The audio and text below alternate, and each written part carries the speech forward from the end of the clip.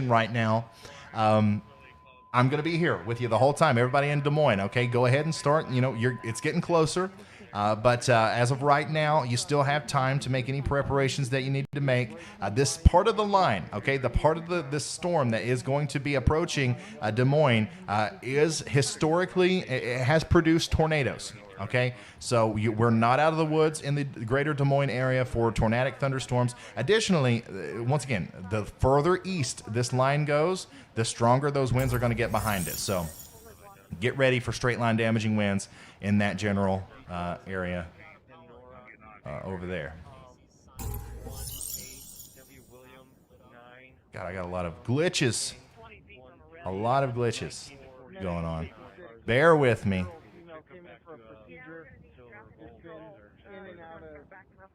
Consciousness, having some syncopal episodes over the last 20-25 minutes. Wow. Last blood pressure they got was 69/31, but she has 95% on room air. Still seeing several areas of potential rotation here as well near Kingsley. This is overwhelming. How many potential areas with tornadoes there are. I think that's one of the reasons why they issued such a big warning here. Look at this. Right next to Kingsley, right next to Pearson, right next to Correctionville. Is that the name of the town? Correctionville? Okay. Several areas of rotation moving off to the north and east. Washita, Quimby, Cherokee. You're next in line. Get ready for it.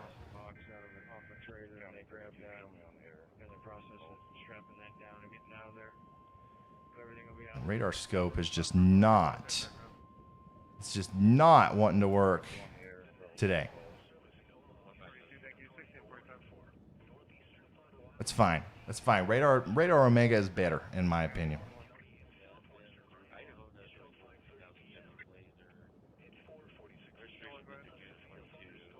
Let's see here. Do you work for the National Weather Service? No, I do not work for the National Weather Service. However, I technically work with them. Every bit of information that I'm giving you right now, as far as who's under a tornado warning, what reports are coming in, it comes from the National Weather Service. Okay, I'm not over here some YouTube guy that's just being like, you know what, I'm better than the National Weather Service, so I'm gonna make up my own warnings. No, that's not what I'm doing here. I am simply a medium to pass on this vital information to you in a way that other people just aren't doing it. Okay, that's the point of having me here. I'm not the National Weather Service. I'm not trying to make my own National Weather Service. I'm just trying to help people legitimately. Thank you, Blocky Grenade. Thank you for joining. Everybody that becomes a member, that's super helpful. If I don't work for the National Weather Service, so I'm not on the government payroll, you know. So people like Blocky help me to continue to do this. Correctionville's a prison town. Okay, I see. So once again, we can see, I see rotation here, a very good amount of rotation in the Pearson and Washita area. Wow. Can we see anything on the correlation coefficient? Not really. But yeah, that is certainly looking pretty bad. You see how it looks like there's a little bit of a tail here. And then obviously we have the actual area of rotation here north and east of Pearson. That makes me believe that there's a tornado.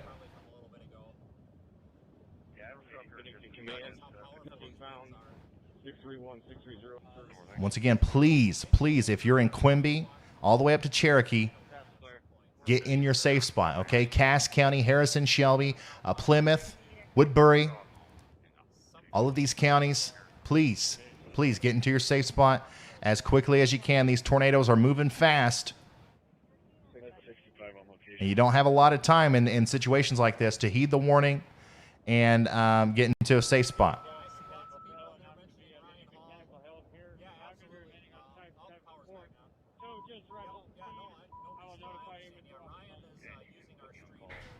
Another water break. Let's see them chug emotes.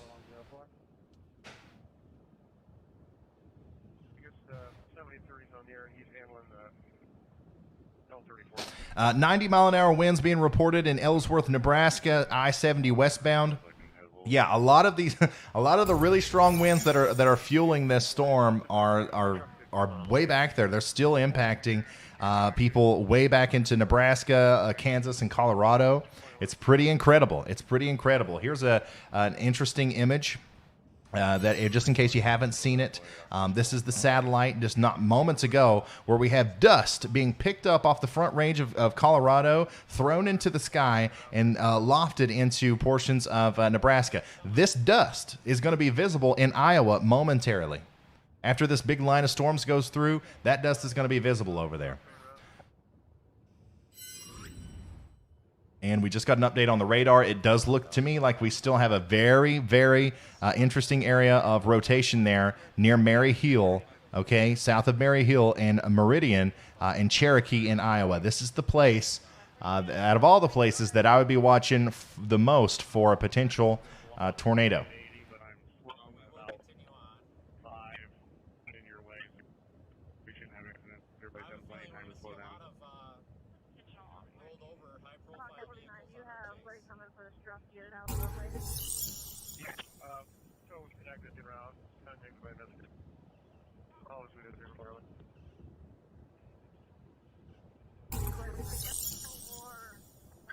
Thank you, guys. Thank you for becoming members.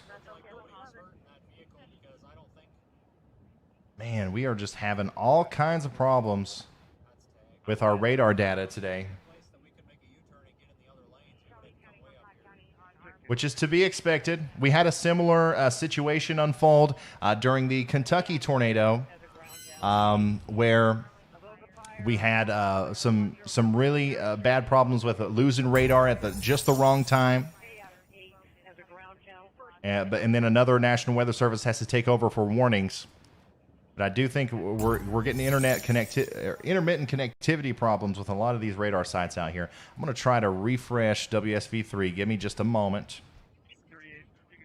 We are watching professional storm chaser Vince Welty reapproach this storm, I believe. I'll get an exact location on him in just a moment.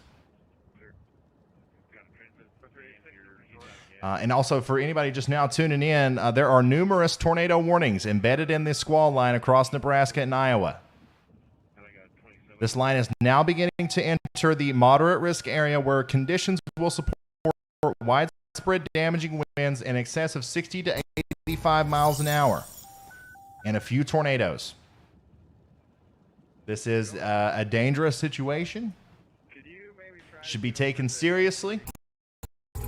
But it is not the end of the world. Like I always say, don't be scared, be prepared. Don't be scared, be prepared.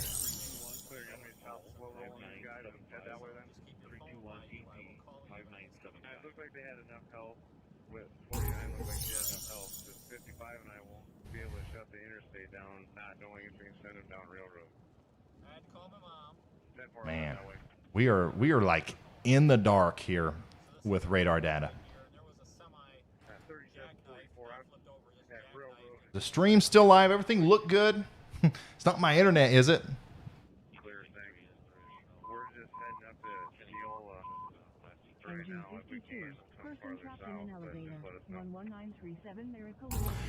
Creative Experience says, hey, after the live, would love to see a video on your PC and monitor setup. Absolutely, I'll do that. I might do that on TikTok. I think that'd be a good TikTok video.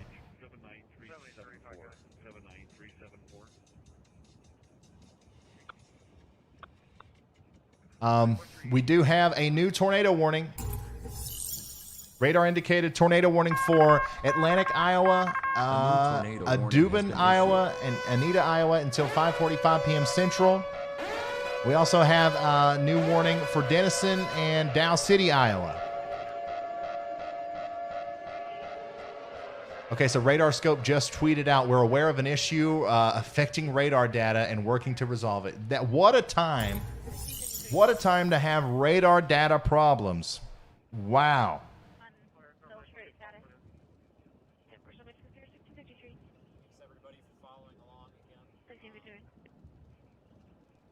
Tornado warning in the KC area. Local weather headed to North St. Joseph. Okay, we also have a tornado warning there for Donovan, Andrew, and Holt counties in Kansas.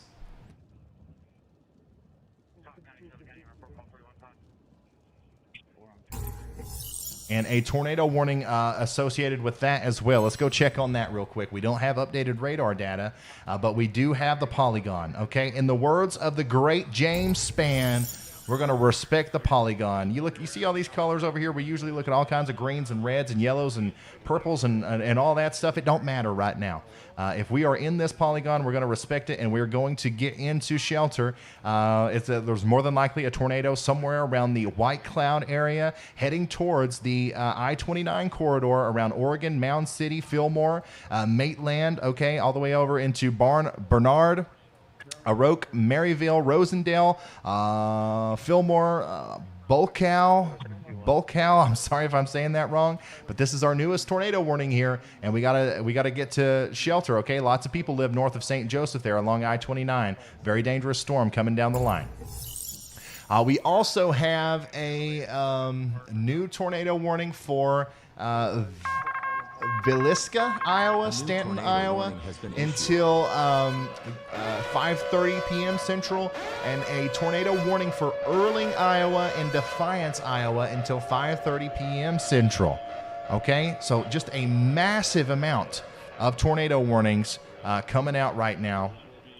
All up and down the Iowa, like the western Iowa area. Like almost the entire western side of Iowa is under a tornado warning right now.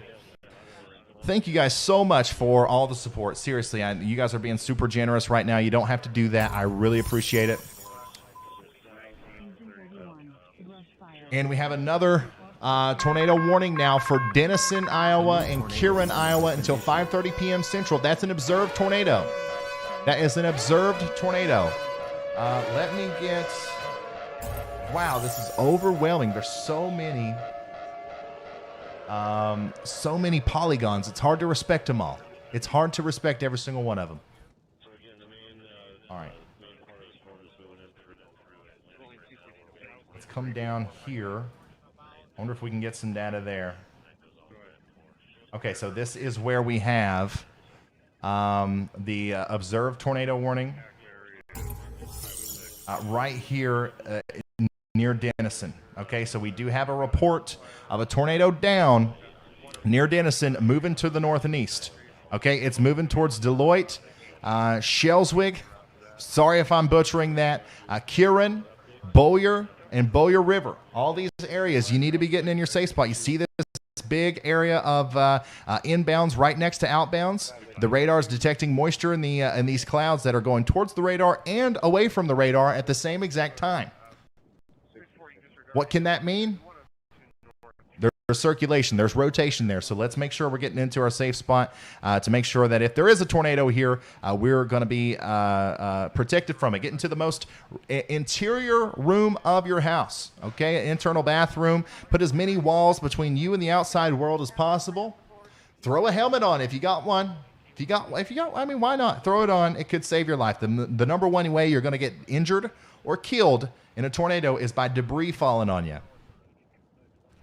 Vaughn says, thank you. My family is about to get hit, and we are watching you, so they have the best updated information. Thank you, Vaughn. Thank you for being here. Thank you, guys. Thank you for all the support. Very, very obvious area of rotation there now showing up. Near the Shellswig area, all the way down. Seriously, everybody between Highway 59 and Highway 39, between Shellswig, Deloitte, all the way up into the Walt Lake Station, needs to be taken shelter because this is a very, very dangerous storm. Very dangerous storm, moving to the north and east super fast. My sister lives in Des Moines. Thank you for watching this dangerous weather for us, Ryan. Absolutely no problem. It is no problem at all. I'm here all night. Look at this, guys. So many tornado warnings. It's really hard to keep up with them all. Just in case we have anybody just now tuning in, I do want to go over very quickly, kind of like I normally do, exactly who's under a tornado warning right now. So if somebody sent you this in a text message, or if somebody shared this on Facebook, which hopefully all 30,000 of us have been doing, so we can get this vital information out to as many people as possible. You're in Crawford County, for example. There is an observed, confirmed tornado on the ground heading towards the Shellswig and Curran areas north of Denison. All right? Please take shelter now. If you're in Adair, Cass, or Guthrie counties in Iowa, you're also under a tornado warning. How about Shelby County, Montgomery County, Page County, Buena Vista County, Cherokee County, Clay County? Every single bit of this area, most of the real estate in western Iowa is under a tornado warning right now. Please take shelter. Please take this seriously. Please get to a safe spot and protect yourself from flying debris. Additionally, in Kansas, Donovan, Andrew, Holt, all these counties this is north of Kansas City, or in the, what's the name of that place? Hold on, I just had it on the tip of my tongue. This is north of course, it's north of Kansas City and the St. Joseph area. But you are under a tornado warning that goes all the way up into the Maryville zone, okay? So everybody that I just listed off, you're under tornado warnings. Please take this seriously and get into shelter. I'll let you know when it's time to come out, okay? It's 6:01 p.m. here on the East Coast. Once we get to around 8 or 9 o'clock, I'll start telling you guys when you can go to sleep, all right? Certainly, let's say you're an early go-to-bed person. If you're in Des Moines, you can't go to sleep, all right? We're staying up tonight until this storm goes by. If you're in Fort Dodge, you can't go to sleep, all right? Mason City, let's stay awake. Kansas City, let's stay awake. I'll let you know when it's time to go to sleep. We do have, even after the storms go by, and this is important to understand, even after the storms go by, we have an intense area of wind, of strong wind that's going to be coming through that could cause additional damage even after the storms go by, okay? This low pressure system is kicking in some very strong wind. It's picking up dust from Colorado and bringing it all the way probably to Chicago tonight. And I'm not over-exaggerating. You might see dust from Colorado fall in Chicago because of this strong, the sheer power of this storm. And that's how strong the winds are back here on the southeastern side of that low pressure system.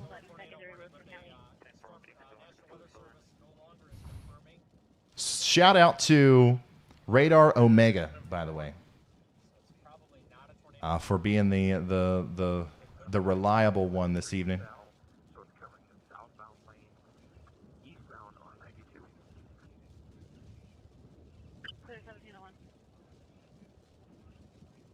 That, if you're south of Hamlin, Exira, south and east of Guthrie Center, that looks pretty dangerous.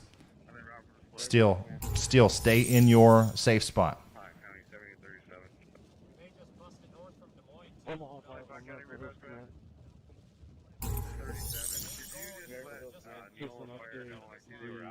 Somebody said, does your wife get mad at you for doing this? No.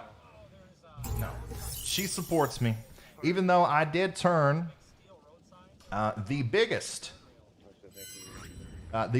bedroom in our house into a weather service. She supports me, and I believe she's probably in the chat somewhere, probably being drowned out by the vast majority of the 30,000 of you. By the way, if you're just now tuning in, guys, welcome to full extensive coverage of the potential, I don't know if it'll be classified as a derecho. We won't know until after it's over, but the potential severe weather outbreak / derecho / tornado situation that's getting ready to sweep across Iowa, northern portions of Missouri, and into Minnesota. Okay, we are monitoring all of the situations here, literally every single one of them, and I'm trying to digest the information and present it to you in a way that's easy to understand and is wide-reaching. Okay, I don't just focus on one area. I talk about the entire United States. We are focused, obviously, on the moderate risk of severe weather today, but normally I talk about the entire United States.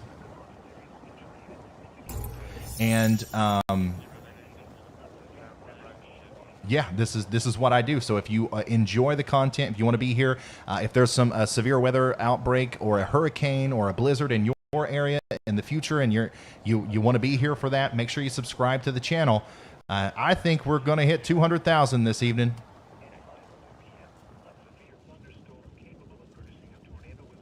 Yeah, 10 out of 10 wife, for sure. For sure. We appreciate my wife for allowing me to do this, 100%.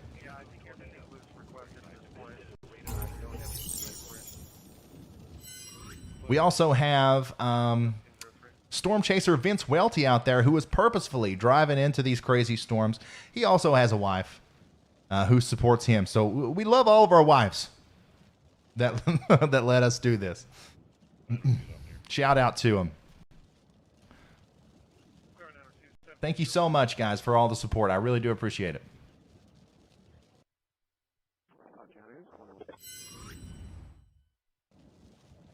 County 54. 54, go ahead. I got free down the roadway. All right. So there's still a very interesting area of rotation here, south and west of Exera, south of Hamlin. So I would say that if there's still a tornado down with this, that's around where it is. But you got to watch the whole little convergence area, okay?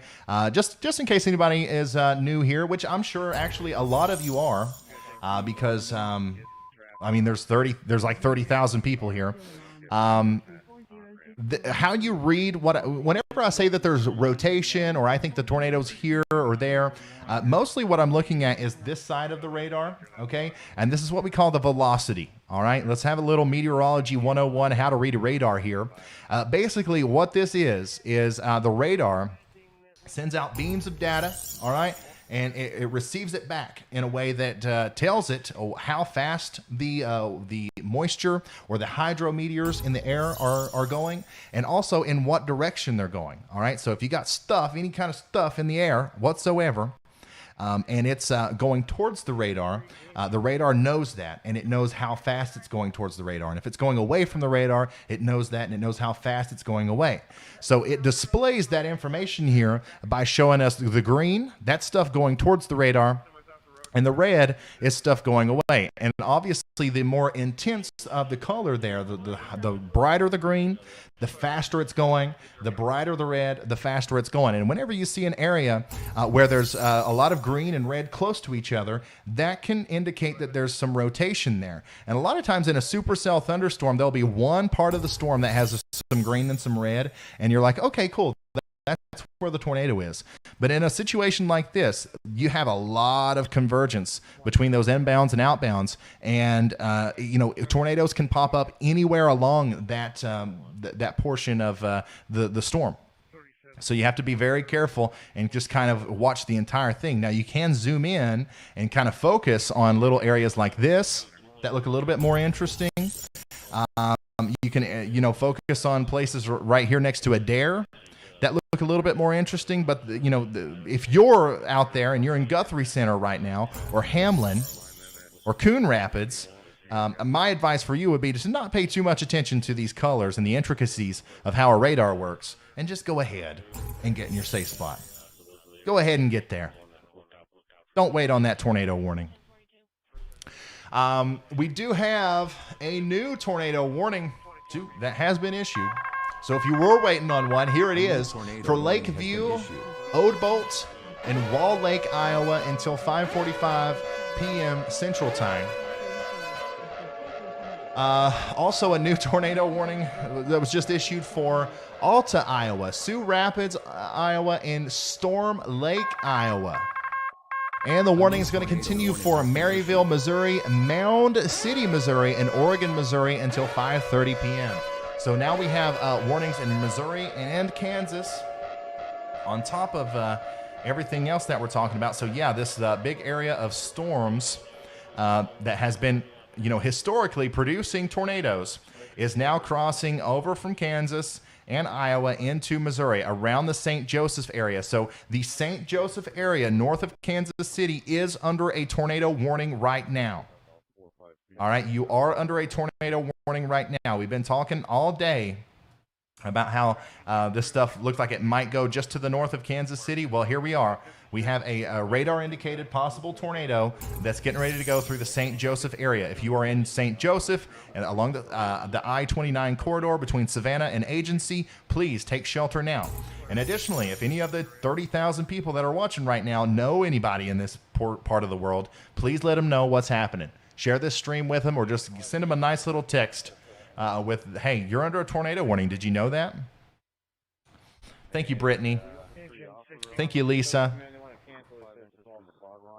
Okay, so we're still blind with our radar data, except for from radar Omega, I believe.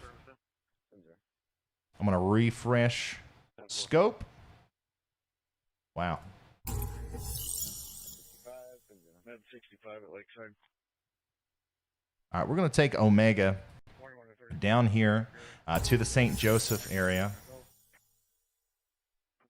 because I think it's important that we focus on this a little bit because that definitely looks a little fishy. Once again, it looks a little tornado-y to me. All right.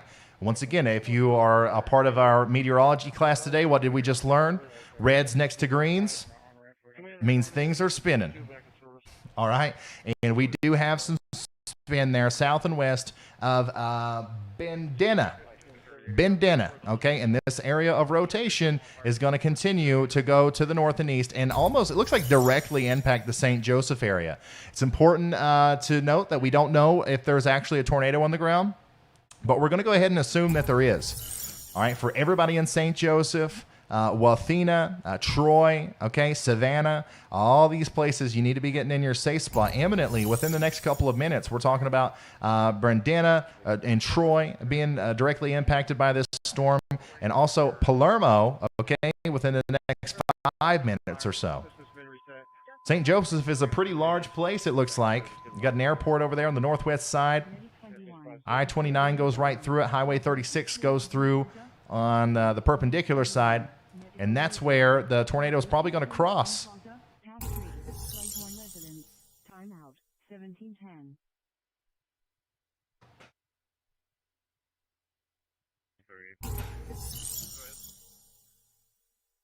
Excuse me. Getting a little thirsty. Let's see here. A very intense derecho-like straight line wind and tornado event is currently underway in the western Iowa region. This line is moving very fast, so places like Des Moines are likely going to be impacted within the next hour or two. Des Moines, you got an hour or two before it gets to you. Non-super res radar products are available to everyone from the NOAA server. From Amazon and T2 subscribers. All right. Let's see. There we go. We got our scope back. Very nice.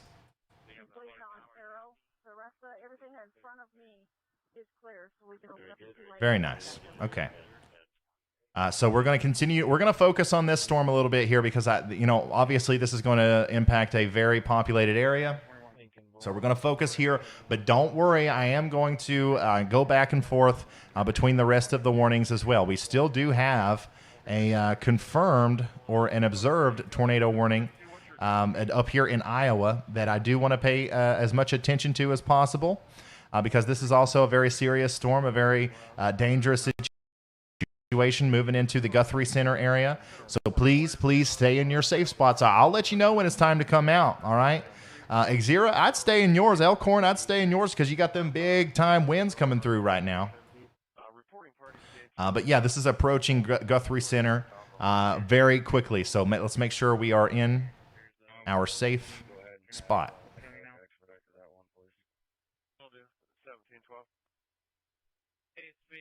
All right, give me just a second.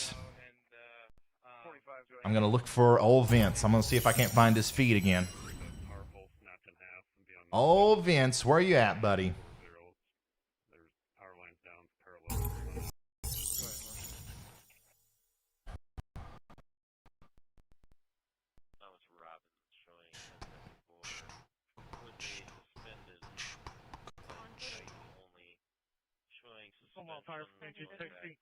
Just in case you guys don't know who Vince is, if you're just now tuning in, Vince Welty is a professional storm chaser who's out there providing live video for us.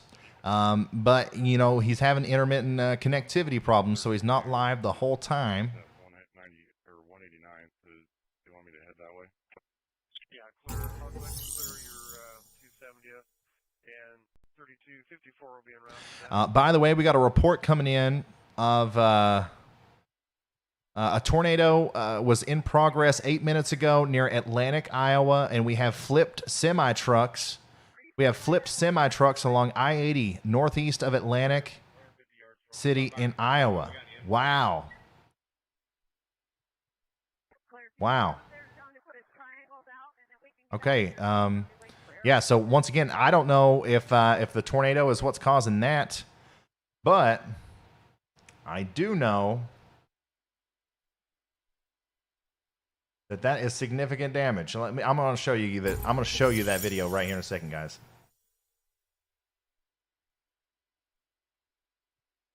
All right, I'm turning back around.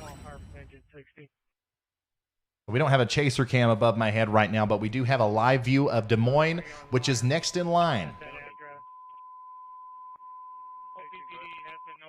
Next in line for the big storm.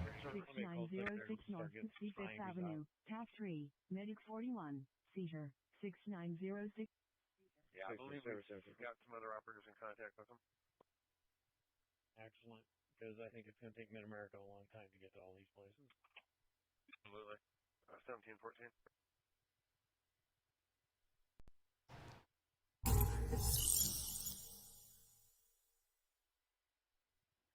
Secondary road unit going down to Wabash Concord Loop from 1701 on County Road. You're on city off.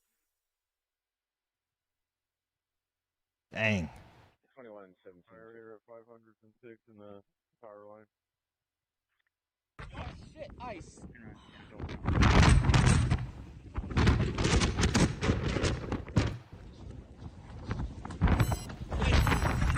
shit, ice.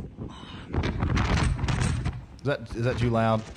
This is from Chicago and Midwest Storm Chasers. He just apparently he was on the I-80 here as the storm crossed Interstate 80, and it flipped this semi truck. And I believe this storm chaser is trying to help the person in the semi truck. At least I hope so. I hope they're not just standing there and taking a video of it, but. I mean, there is a video that just shows you the intensity of what's going on out there. Thank you for sending that to me. Go Rogue, thank you so much. And thank you, Kareen. Thank you all, being once again very generous tonight. Okay, so once again, these storms are getting dangerously close to the Des Moines area. You can see all of the polygons there. I do believe that Des Moines will eventually be under a tornado warning at some point. In fact, you might start hearing the sirens going off there before too long. And we do have a live camera view there of Des Moines, downtown Des Moines. It's playing above my head. 1774 is going to be returning to the station to pick up an engine to handle the call on 2132. I'm at Oakland. I'm going to be closer. Somebody asked me to zoom out to see if it's heading towards Cedar Rapids. Yes, it is. It will eventually be making it to Cedar Rapids. Engine mileage 79380. 79380. You have the road open. I might not see you there. You got a tractor. 10-4. I'll continue till I hear otherwise. Yeah, we're straight. Clear 17 hours. For gas line rupture, building collapse, Neil of fire, first page 101 barrier lane. For a building collapse and gas line rupture, 1717. Still having a little bit of a hard time with our radar data on some of our services, but we're getting through it. I think we're doing all right. Being service from here, Code 8, do you need help anywhere else? We're just basically going to use this map to keep up with where the warnings are. Because we're really not getting any sort of refreshed radar update from this. And that's fine. That's fine. This is a very useful tool. Once again, I think it's important that we clarify, if you're out here in Iowa, to the north and west of Des Moines, all the way up to Spencer, you're getting your phone's blowing up. If you have a NOAA weather radio, it's blowing up with so many different warnings. Hey guys, let's just pretend this is all one big warning, okay? Everybody in northwestern Iowa, between Des Moines and Algona, needs to either be in their safe spot or start getting into it now. We don't need to wait around on that. Go ahead. If there's a lot of damage in Neola, if I can do any good with the rook moving trees, let me know. 10-4, I'll take a look around. Oh, yeah, exactly. Oof. Yeah, Des Moines, you're going to get some, once again, even if you don't get the tornado or like the tornadic activity, you are going to get some very, very strong winds. Look at this. So here's Des Moines, right? That's Des Moines.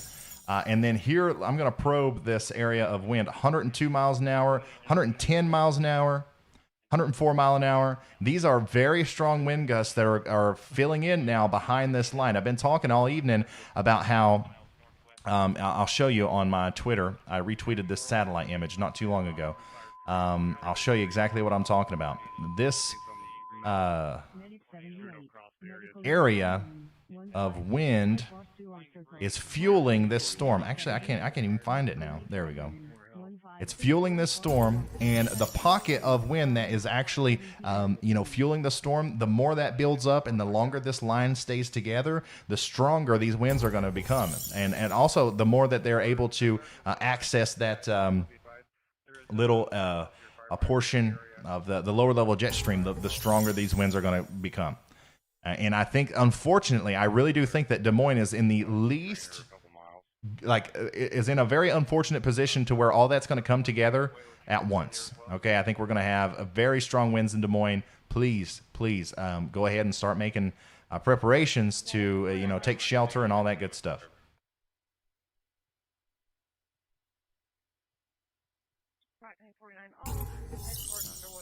Those winds are at 4,000 feet up. Yes, yeah, we know that. We have talked about that multiple times during the stream. When I probe the velocity here, we're not looking at the winds on the surface. We're looking at the winds just above the surface. But the thing is in a setup like this, the storms bring down the winds to the surface. So I would almost certainly, say that in Casey, Menlo, Stewart, Greenfield, over the next little bit, you guys are going to experience wind gusts in excess of 70 to 80 mile an hour. And I would not rule it out to see the isolated wind gusts around 90 to 100 miles per hour. All right?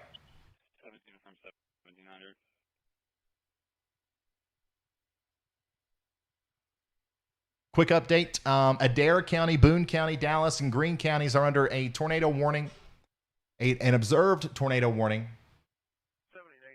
And that includes Guthrie Center, Iowa, and Panora, Iowa, until 6 o'clock. An observed tornado. And 19,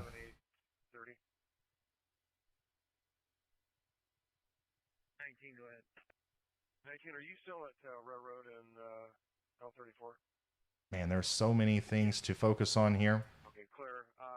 It also looks like over here near Bayard, Iowa, a significant tornado may be ongoing right now. Yeah. You see all that, the correlation coefficient stuff? That is more than likely, once again, there's more than likely a significant tornado ongoing near Bayard, if I'm not mistaken. And I really don't think that I am. Give me just a second. I want to try to find another vantage point for this. This is seriously, it's getting to the point to where it's overwhelming once again.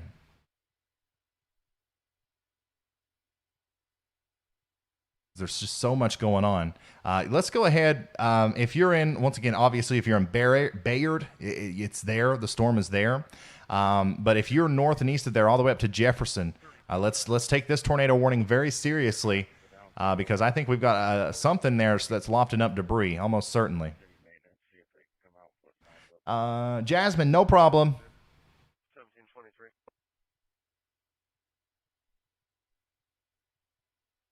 Attention all agencies from Des Moines State. You've heard the copy of weather broadcast.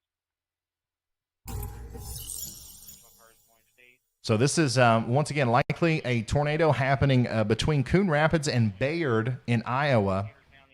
Just to give you some perspective, this is north and east of Des Moines, and this is on a sharp boundary here between, once again, some very intense winds, 70, 80-mile-an-hour straight-line winds, big-time inflows on this side. They're meeting up, and they're causing a lot of rotation. And remember, I said earlier in the stream today, it's going to be hard for us to determine exactly where these tornadoes are based on velocity. We were going to have to wait until we see decent correlation coefficient returns before we can really nail down where those things are. And I think that's what we're seeing now. I think that we actually might have a tornado here near Bayard.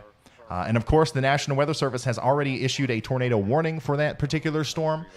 So we just need to, go ahead and continue to do what we would normally do in that situation and get to shelter. Same thing over here near Litterdale. Okay, Litterdale.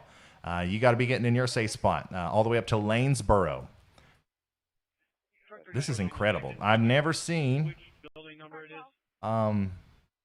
such a widespread area of tornado warnings like that. Usually, obviously, we've had more tornado warnings at once, but usually they're spread out a little bit. This is literally like one giant tornado warning here in Iowa. No rescue needed. Just check on 2643 Avenue Ellis. Incredible.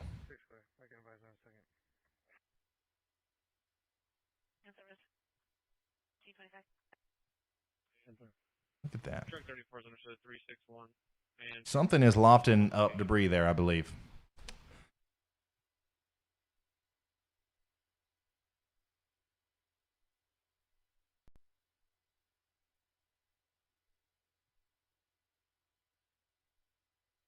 Okay, let's go check out a couple of other places. Obviously, we still believe that there's a significant tornado more than likely happening somewhere around here, north and west of Des Moines. That's going to be moving towards Scranton, Jefferson, Rippey. All these places, please get into a shelter immediately. But we also need to check back in on our friends down here to the south a little bit, near Kansas City. Okay, we got a very interesting storm down here near Ottawa. That might go tornado warned pretty soon. That looks like a little hook there on the southern side, a little bit of rotation. We did have a tornado warning not too long ago for St. Joseph, but that has been allowed to expire. The reason I'm not kind of focusing on this area right now is because all of our tornado warnings are up there in Iowa. I do want you guys to continue to be vigilant and pay attention to the weather out here north of St. Joseph, because I still believe that there's the potential for a new tornado warning to be issued. And then also, I would also watch this storm incredibly closely down here, south of Centropolis. That looks like that could cause some problems here at any moment. Okay, so the whole Kansas City region, you're getting ready to get a big line of thunderstorms, and all of them have the potential to potentially produce a tornado. So let's keep that in mind. St. Joseph, same thing. The storm is overhead right now. Make sure you're staying in your safe spot. Even though that tornado warning was allowed to expire, stay in your safe spot until the storm is over, because things can change very quickly. 1980, go ahead. Wow. Hamilton County on call 11, Hardin County. Switching to 87, 727. Hamilton County, go ahead for Hardin County. Just checking if you were direct, since it's right on our county line there with the information I gave to your call state. 55, we'll be out at 19. Excuse me. We did copy a little bit of it if you could. If you are in Adair, Boone, Dallas, or Greene counties in Iowa, you are under a tornado warning, and we know for a fact that there is a tornado coming. All right, it's not a maybe tornado. That's an observed tornado till 6 o'clock. Additionally, if you are in Clay County, Calhoun County, Carroll County, Sac County, Crawford County, Buena Vista County, Cherokee County, and let's see here. Did I say Audubon counties? All of you all are under regular tornado warnings, which is still a big deal, and you still need to be getting into your safe spot as soon as you possibly can. Yeah, okay. So this is obviously way more clear now to where we have more than likely an intense tornado going on somewhere around here near Bagley. Look at all that. Look at the correlation coefficient tells us that there's something in the air that shouldn't be there. It should not be there. And more than likely a tornado put it there.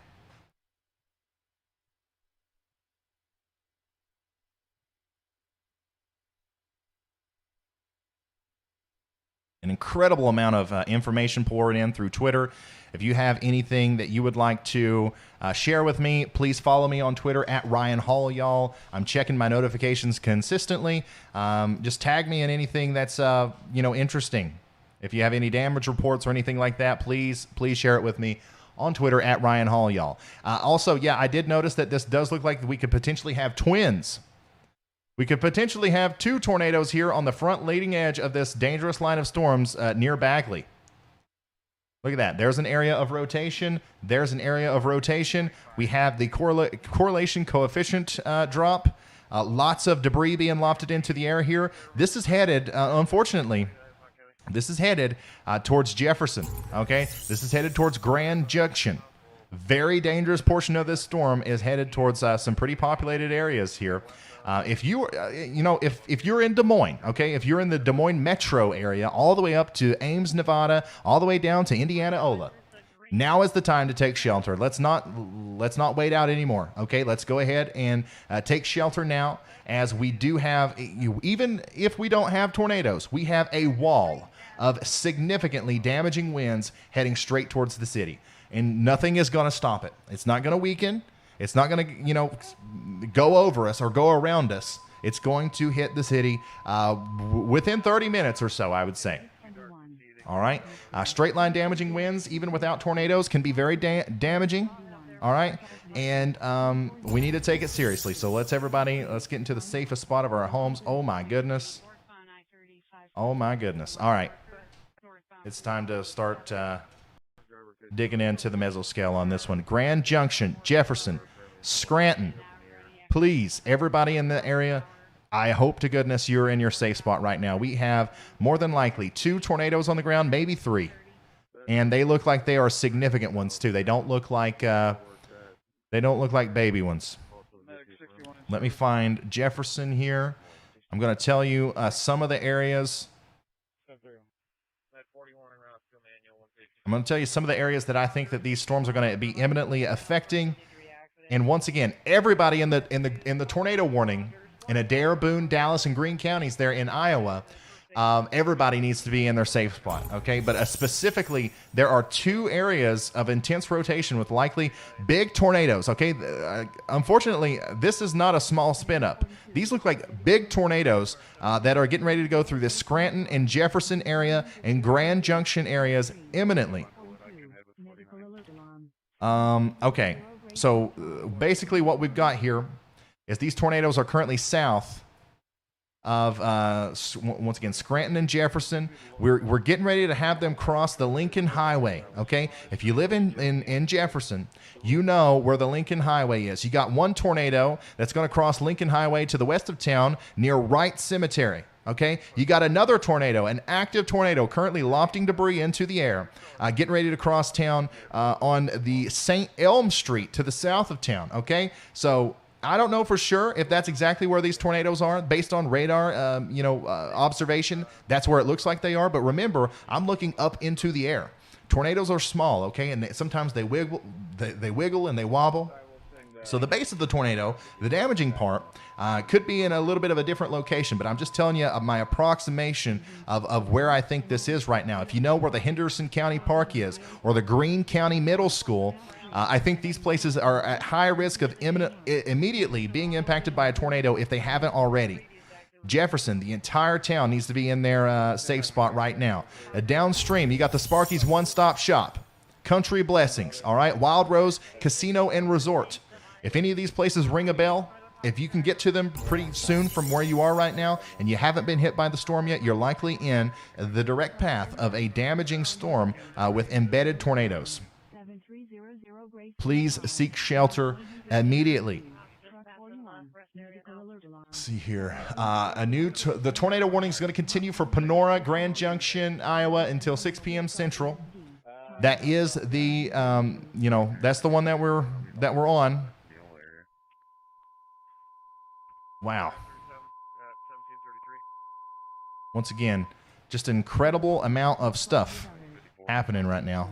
3402 Silver Street, truck 21. This is kind of where I want to focus my energy. I know that there are other tornado warnings. I know that there is other stuff going on, but I think that we can really help somebody over here in Grand Junction, get through this if we can stick with these storms right here. This looks like the strongest tornado. Okay, the one that just went through the south side of Jefferson and is now moving into the area between Grand Junction and Jefferson. Okay, please believe me here. Okay, I've been looking at radar for a long time. It's literally my job. I think we definitely still have a tornado on the ground here, lofting debris into the air that's getting ready to get into the Grand Junction area. All right, let's see here. If you know where the Hill Golf Course is along Lincoln Highway, then you know around where this tornado is. All right, if you know where the Raccoon Valley Lawn Care is, you know around where this tornado is right now. So please, if you're in Grand Junction, don't think any more about it. Let's get into our safe spot, okay? There's also a very significant area of rotation still ongoing on the northwestern side of Jefferson. It's very likely that there are 2 tornadoes kind of orbiting around Jefferson right now. New tornado warning. National Weather Service has issued a tornado warning for Pomeroy and Fonda, Iowa until 6 p.m. Central. That's Pomeroy and Fonda, Iowa until 6 p.m. Central Time.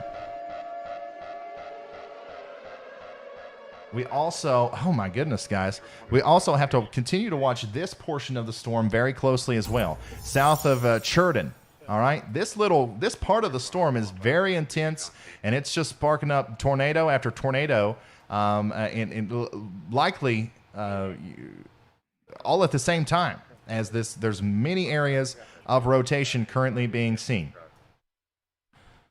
Let's come out here. I don't want to leave our people in Des Moines all alone. Okay. Once again, this line of storms is approaching Des Moines. It's going to be there very soon. If you look out to the west, you can probably see it coming. You might even be able to hear it coming at this point. This is Des Moines. This is the wall of damaging winds that's getting ready to come through. 60 to 80 mile an hour wind gusts. We just got a report here from Adair County from an emergency manager. 80 mile an hour winds, 0 visibility south of Adair. So that is what's coming into the Des Moines area. Please take it seriously. Act like it's a tornado warning, all right? Just act like it is.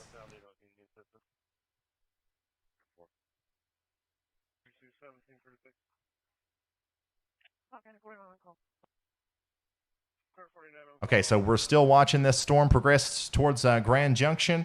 Thankfully, right now, it does look like the vast majority of that intense rotation has calmed down a little bit. But in situations like this, it can kind of pulse up and pulse down. It can kind of, become, really intense and then really not intense, back and forth. And the storms are moving so fast, and it takes the radar so much time to update that recycling, that repulsing could be happening right now. So if you're in Grand Junction, stay in your safe spot. Okay. Same thing goes for Jefferson. I'll tell you when it's time to come out. I think you're fine right there. If you're south of Sheridan, also be aware of that area of rotation too. This is going to go up towards Patton and Boxell. Dana, Pilot Mound, Fraser, Ogden, Berkeley, all these places need to be in their safe spots.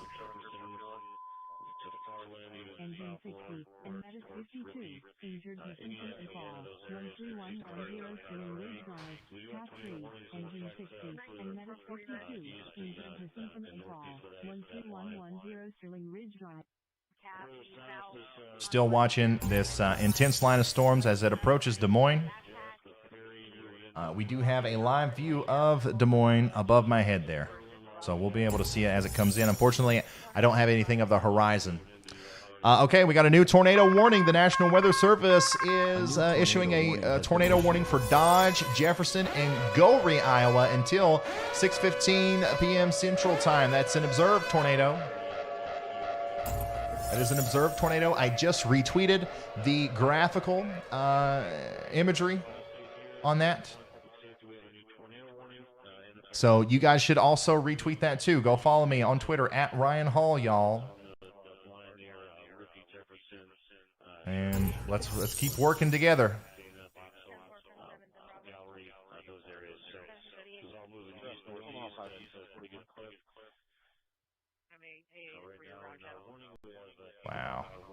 Wow. Okay.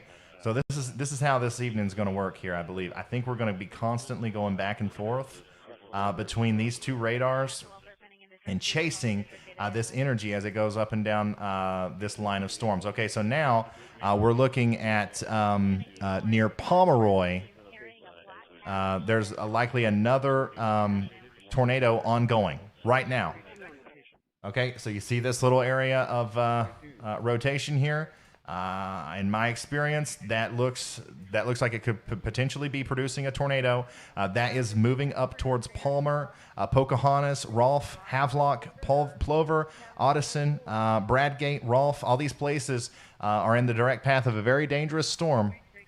And there is a tornado warning, and that is a radar indicated right now, but I do believe we might end up getting a reported a tornado on the ground with this storm, because that once again, that you can see the little couplet there with the velocity, and you can also see the inflow notch, or what looks to be like an inflow notch on the radar reflectivity.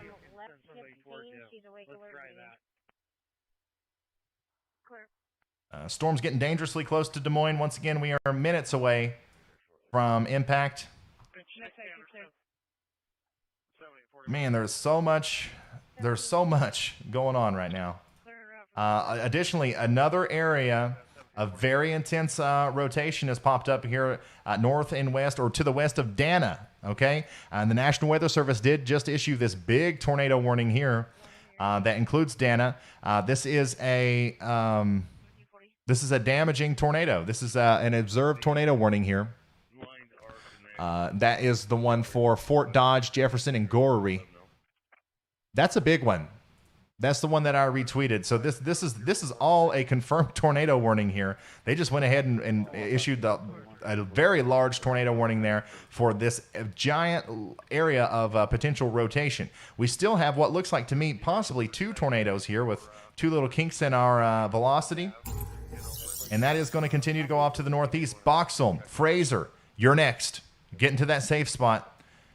Stratford, you're also next, okay? Even if you're up here near Chandler or Callender, Fort Dodge, Colville, all of you places, you need to be getting in your safe spot, because this little part of the line here is dangerous. It's been whipping up tornadoes for the past 30 minutes, and it's not going to stop anytime soon.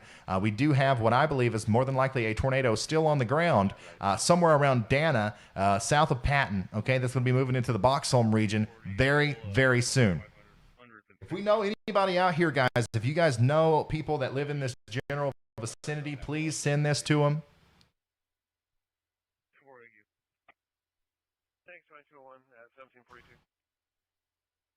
Please send this to them. This is a dangerous situation.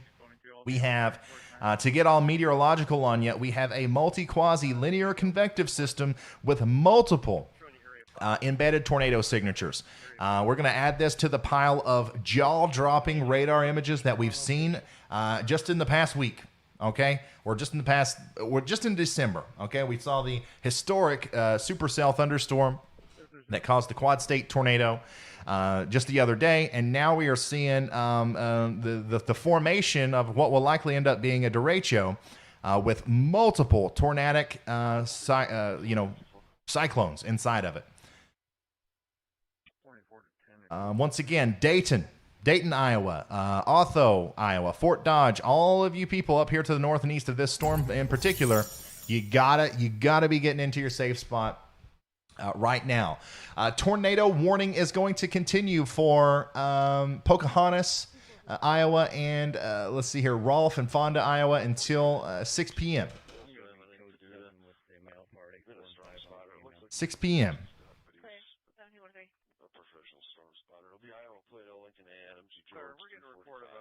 Lots of what looks to me like debris up there also from these storms. So we might also see some more of that kind of stuff where stuff gets picked up and lofted very far. Negative. I'm quite away from that, though. Are you available to respond to that location or negative? 1043 only Hamilton County Law 2 has been passed into R1 across the road. They're probably about 5 foot off the ground. Thank you, Skywaves. I really do appreciate that. I'm just trying to find some more information here on Twitter. By the way, Des Moines, it's getting close. It's getting really close. This is thankfully right now for the greater metro area of Des Moines. This doesn't look like there's a lot of tornado activity going on right now at this moment. Okay, this looks like a straight line damaging wind event. It's still going to be very intense. It's still going to cause lots of damage. You still need to be in your safe spot. But thankfully, I think the most tornado hot spot is going to be up here on this northern flank as that bow echo is really starting to curl up on the backside. You kind of see the motion here. You got all this cool air forcing the storm this way, which causes the very strong winds on the front side. But, you know, it kind of starts rotating around the backside on the top up here. And that's why sometimes on the northern side of a line like this, you get a lot of tornadoes. Okay, clear. I'll put you on this one, and we'll try to get hold of Mid-American. Clear. Come out and with signs or something if Mid-America can't get Clear. I'll try to advise them here momentarily.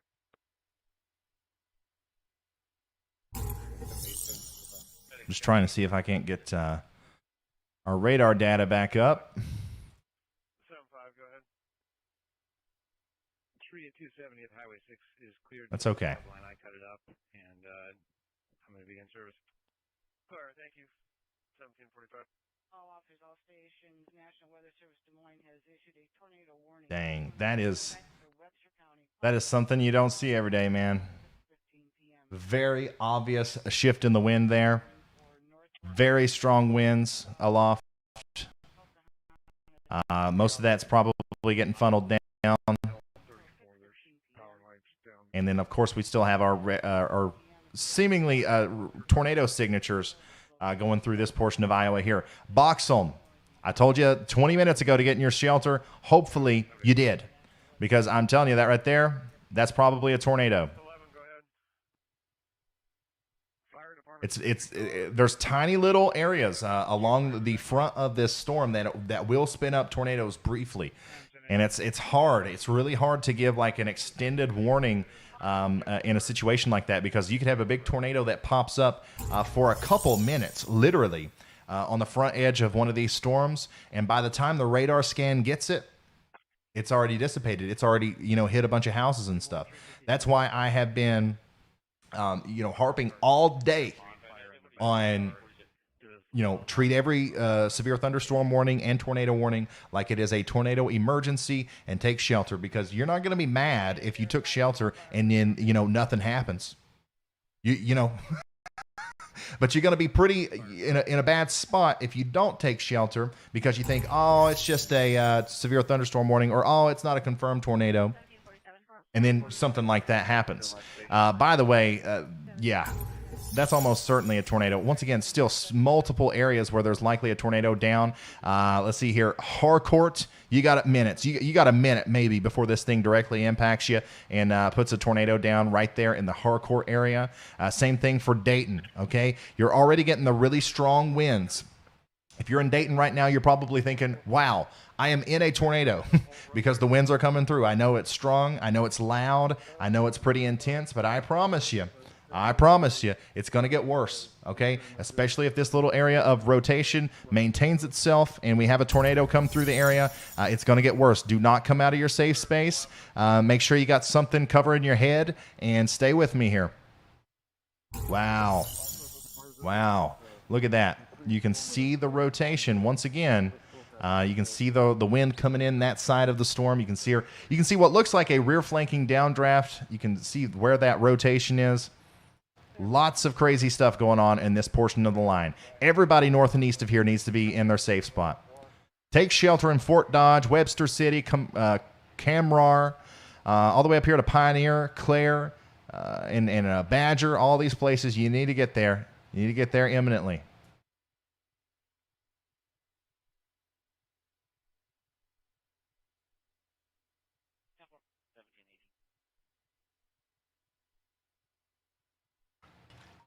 This is not Dayton, Ohio. We are talking about Dayton, Iowa. Dayton, Iowa. In fact, pretty much everything that I'm talking about right now is in Iowa. We have 4 tornado warnings, and they are all in Iowa. I am focused on the tornado warnings right now.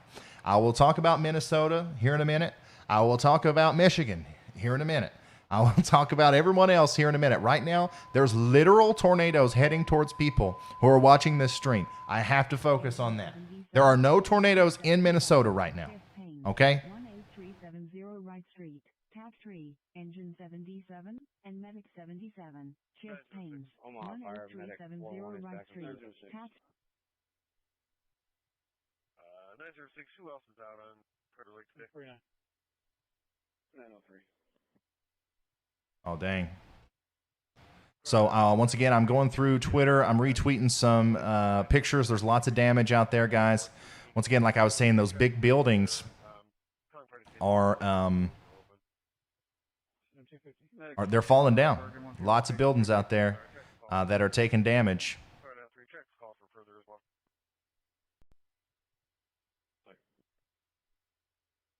32 outlet, 49.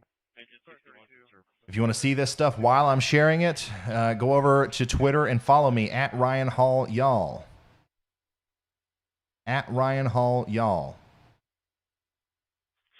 And here you go. This is some of the damage in around State Highway 10. They're sending this to the National Weather Service in Omaha.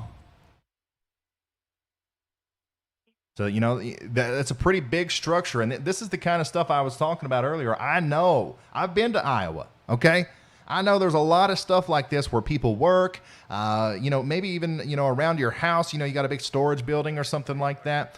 This is the part of the world that has the most of this stuff. And this is the stuff that comes down very easily in a situation where you have such intense winds like we have coming through right here. So, a tornado crossed State Highway 10 south of Sutherland, destroying a building and blocking the road.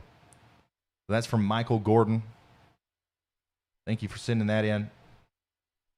This is what's approaching Des Moines. Let's see here. Let's go back to the radar. Very close now, once again, for a direct impact there in Des Moines. We're going to see a wall of wind work through in just a couple minutes. We're still watching the very likely several tornadoes that are ongoing right now in this portion of Iowa. Okay, it's almost impossible to keep up with all of them. But if you're in Dayton, you know, it's getting ready to come through. If you're in Lehigh, okay, Colville, all of these places, you need to be taking your safety precautions. You need to get to shelter now. Look at that. Look at that. You can see a donut hole here. You see that? That's literally where the tornado is. All right. You can see very clearly there also. Wow. And that's going to be moving through Lehigh very soon. Colville, Otho, Webster City. Go ahead and get ready for this one. This one's also going to be lofting debris up into the air. Everybody on this side of the line, on the northern side of this line, needs to be taking shelter. All right, we're gonna leave Des Moines just for a second. We're going to check out some of these storms around Kansas City because I know we got a lot of people down here that are watching, and I kind of don't like the way these storms look. I actually really don't like the way these storms look. Okay, so you see this? Little bit of something, a little bit of rotation there. You see that? Just a tiny bit of rotation. And you see this specifically? That is what we call a discrete cell. This storm has every opportunity to produce a tornado in the next little bit. Okay, this is going to be going through the southern portion of Kansas City here once again within the next 30 minutes. This does not have a tornado warning right now, but I would not be surprised if they issue one in the near future. All right. Once again, just trust me on this one. I have a feeling about this cell right here that could potentially produce a tornado at some time in the near future. Now, if it doesn't produce a tornado, it's still going to be worth your time to get into a safe place. Make sure you're in a sturdy shelter because there's a lot of strong winds and possibly some hail that are going to be coming out of this storm. Okay, so we're still watching the southern part of Kansas City here as some discrete cells with embedded areas of rotation are working into this region of Kansas and Missouri. The downstream into this portion of Kansas and Missouri, I would continue to watch these storms because they are not looking pretty. Our tornado here is once again just about to go through the Otho area, the Colville, and the Lehigh area. This is currently to the west of Lehigh. And man, there's just a lot of areas where there could be a tornado right now along this line. I'm glad the National Weather Service issued that very broad tornado warning.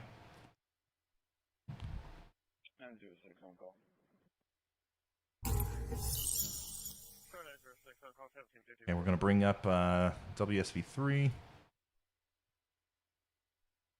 I'm going to keep an eye on. We're going to keep an eye on Des Moines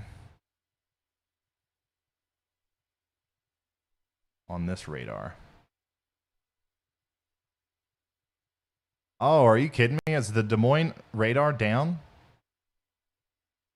Or am I just stupid? Oh, by the way, I'm sorry. Just a quick break. It's a huge deal. We just crossed over 200,000 subscribers. Thank you so much, guys. Okay. Back to business here. That's huge. I started doing this less than a year ago. I really do appreciate all the support. Okay. So, yeah, Des Moines. This is now getting very close to the downtown area. Polk City, Madrid, Luther, Jordan, Kelly, Slater, all these places within the next minute or so. You are going to just get a wall of wind come through. And this has had the history of producing very strong winds. We got a report of 70-mile-an-hour wind gusts from amateur radio operators in Minburn. Okay, we have, let's see here. Yep, 75-mile-an-hour wind gusts there in Dallas, Iowa. That's also coming from amateur radio. Let's see here. Another report here just to the west of Des Moines, 60 to 70-mile-an-hour wind gusts from amateur radio operators in Perry. And we have a report into the Perry County AWOS, that also 70-mile-an-hour winds. So more, generally 70-mile-an-hour wind gusts or possibly even higher are working into the greater Des Moines area right now. Once again, if you are in some sort of unsturdy place that can't handle that, you need to get out of there right now. I told you, actually, probably about 45 minutes ago, that it's time to go to your shelter, and hopefully you guys are there, and we're going to ride this out together, all right? We are going to get through this together. It is not the end of the world. Lots of media companies out there, lots of people on social media. We're trying to scare people today. But what's our motto here on this channel? We're not going to be scared. We're going to be prepared. And we're going to be weather aware as we continue to watch this very impressive storm go up towards now. What is this called? Duncombe? Duncombe? All right. I'm just going to call it Duncombe. All right. North and east of Colville, you're next in line for this potential. Actually, I'm calling it a definite tornado here that's going through the southern Otho region right now. south of Colville, north and west of Lehigh. We've been watching this for a while. A lot of rotation here. That's going to be coming through the Duncombe area very soon. All right, Fort Dodge, south and east of Fort Dodge. Everybody between Duncombe, Fort Dodge, and Webster City, all the way up to Woolstock, needs to be in their safe spot right now. This storm has been producing tornado after tornado, sometimes 2 tornadoes at once, and sometimes producing significant damage from these tornadoes. So please take shelter, and let's get through this. Let's see here. Let's see here. Still, yes, I am still watching that supercell thunderstorm down there by Kansas City. I know it's there. We just talked about it. He's going to be transported by Med 52 also. You can cancel incoming medic unit. I'm trying to read through some of your guys' stuff. It is possible that debris is being picked up to about 15,000 feet, but we're not sure. That's why I'm kind of focusing on this portion, because you see this correlation coefficient, all this mess here. More than likely what's happening is we have this, once again, the big fancy meteorological word I like to use in these situations, because that's what it is, a multi-quasi-linear convective system. And on the northern side, it's curling up, okay? A lot of that cold air is undercutting the warm air, and it's causing little mesoscale accidents that produce tornadoes here.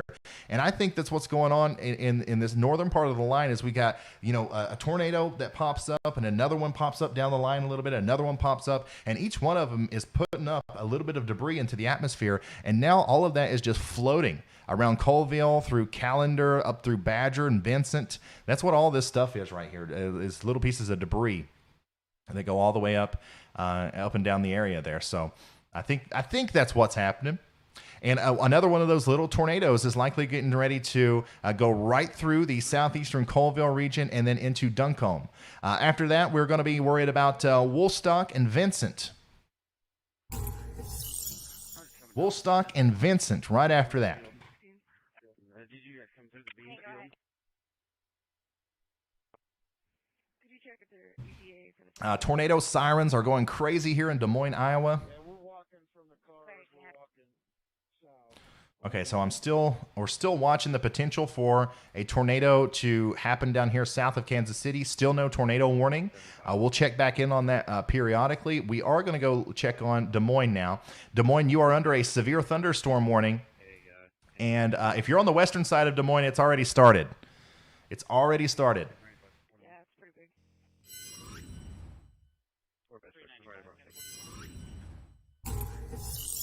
Ignore the tag for professional storm chaser Vince up there. This is not Vince. This is Des Moines. So we should be able to watch this come through here with some pretty intense winds once again. If we zoom in here seriously, just to the north and west of the greater Des Moines metro area, we have 75-mile-an-hour winds, 70-mile-an-hour winds being reported. It's going to be pretty messy. It is going to be pretty daggone messy.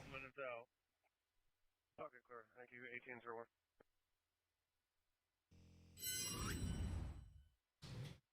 Yeah, so that the picture that we're looking at there is actually Court Avenue in Des Moines, Iowa. Court Avenue. Go ahead. 125 took a couple calls reference a male subject walking. Okay, and we also have Storm Chaser Vince. Storm Chaser Vince Welty's back with us. Dressed in all black. So we're going to pull him back up. And don't worry, we are going to stick with our Des Moines camera. I just want to make sure that I've got Vince in the right spot here so we can cut to him if need be. He's still losing service quite a bit. I believe that's going to be on cam 3 now. Yeah. All right. I'm turning.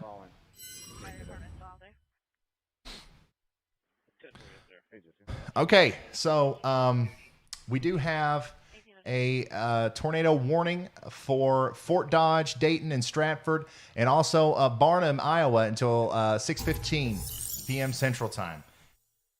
1802. Des Moines weather from Westcom on Micron. Des Moines weather.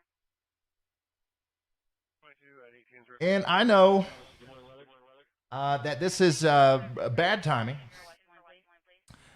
but I gotta go. I gotta take a 5-minute break.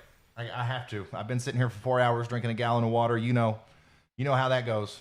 I will be right back. I'm not going to take very long. Please don't go anywhere. In fact, while I take this very short break, use this opportunity to share the stream. Okay, get it out there some more. When I get back, we're gonna watch it all go down. All right, so be right back.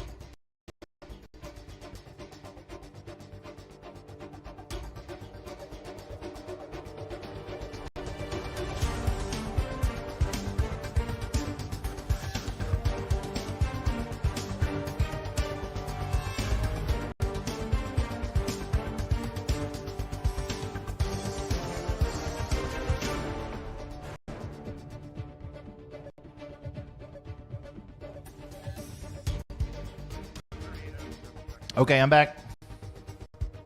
Sorry, but I am human. Contrary to popular belief, I'm not an alien. I'm not a weather alien. Anyways, just in case anybody's just now tuning in, because I know we had a lot of people share the stream while I was. Welcome to the Ryan Hall, y'all, YouTube channel, I do the weather. This is like my full-time thing. This is like literally what I do. I forecast the weather here, and today we are doing emergency live coverage on a very, very significant storm that's going through Iowa right now. Okay, it's getting ready to go through Des Moines. In fact, it's going through a lot of different portions of Des Moines right now, but it's also getting ready to go through a lot of other places in Iowa. Today has been a very stressful day because there's been so many things going on at once. It's hard to keep up with it. But the main story here today that I want you to know, if you live in Iowa, if you live in Missouri, if you live anywhere that's getting ready to be affected by these dangerous storms, is we need to not pay too much attention to the small things, okay? Like who's under what tornado warning. Obviously, that's important, and I'm going to, relay that information. But the easiest way to get through this, the easiest way to feel safe right now, is to go ahead and prepare yourself if you are anywhere in front of this dangerous line of storms. Okay, this is an unprecedented event where we have a widespread area of 70 to 80, maybe even 90 mile an hour winds with embedded tornadoes inside of that, sweeping across Iowa and eventually into southeastern portions of Minnesota, and then of course right now in northern portions of Missouri and all the way down into Kansas as well. This is actually extended a lot further south than I thought it would. Okay, I really am surprised by how far south these wind gusts are going in the squall line. Obviously, the HRRR nailed this right on the literally. Nailed it great, better than the NAM 3 kilometer. So I think we're going to have to put some more faith into that one as we go forward. But yeah, this is, as of right now, this is the current situation. We have a very extremely strong line of severe thunderstorms going across the I-35 corridor. If I'm in Ames, right? If I'm between Story City and Des Moines along I-35 right now, I am bracing for impact for potentially hurricane force winds, okay? Additionally, we also have a bunch of tornadoes, okay? Or at least a bunch of tornado warnings with and potential tornadic circulations, all right? We have Boone, Calhoun, Hamilton counties, Hancock, Humboldt, and Kossuth counties in Iowa under tornado warnings. We have seen tornadoes pop up in and out of this part of the storm all day long, okay? It's been going back and forth all day long. So once again, if you're in this portion of Iowa, let's treat everything, whether it's a severe thunderstorm warning or a tornado warning. Let's Rolly Walker, that one got me. Anyways, let's go ahead and get into our safe spot and not take any chances here, because there's more than likely either a tornado right now or a soon-to-be tornado somewhere between Vincent and Woolstock, moving into the Eagle Grove area and everywhere northeast of that. Okay, Goldfield, Clarion, Bellman, Kanawha, all these places you need to be getting in your safe spot right now. We are watching very closely as this very strong storm approaches Des Moines. Now, the good news is if you are in downtown Des Moines, for example, this very strong winds, the strongest winds, I do think are going to be occurring on the northwestern side of town. So if you're on the southeastern side, for example, I think that you're not going to miss the storm, but I think that the more intense winds are going to be up here on the northwest side. Additionally, definitely the strongest part of the storm is actually going to be crossing I-35 right now, somewhere around Story City, Randall, Ellsworth, Ames, all these places up here to the north of Des Moines. This is where they're getting the worst of it, okay? And I think that we're going to continue to see those 70 to 80 mile an hour wind gusts move through this area as we continue to go forward. Next in line is going to be Hubbard, all right? Hubbard, Nevada, the Highway 65 corridor there, all the way into Marshalltown, all right? And then on the other side of Des Moines, we got Pleasantville, Mitchellville. All you guys are also going to be getting in on these very severe wind gusts as they blow on through. We've had multiple 80 mile an hour wind reports, multiple 70 mile an hour wind reports. That stuff can do damage. Okay, it can. In fact, we got a wind damage report here. Said outbuilding destroyed at 240th Street on Timber Avenue. Size of building unknown there, back in Carroll County. We also got a tornado report here north and east of Gilmore City. Public reported a tornado on the ground. No additional information at this time. So there you go. That is Bradgate, Iowa.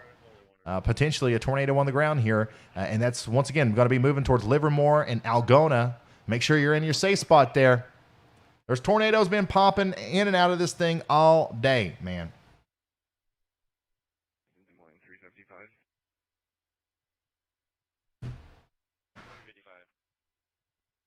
343. It's just getting near to 35 and 210. Picked up considerably. Yeah. 906. 06. Stand by. 903. Good. 6903. Des Moines 209, 1042. Look at these people. Look at these people. They're going to get caught in hurricane force winds here. I hate to laugh about that, but I hope they're not too far away from their car. Probably about the Earlham area now.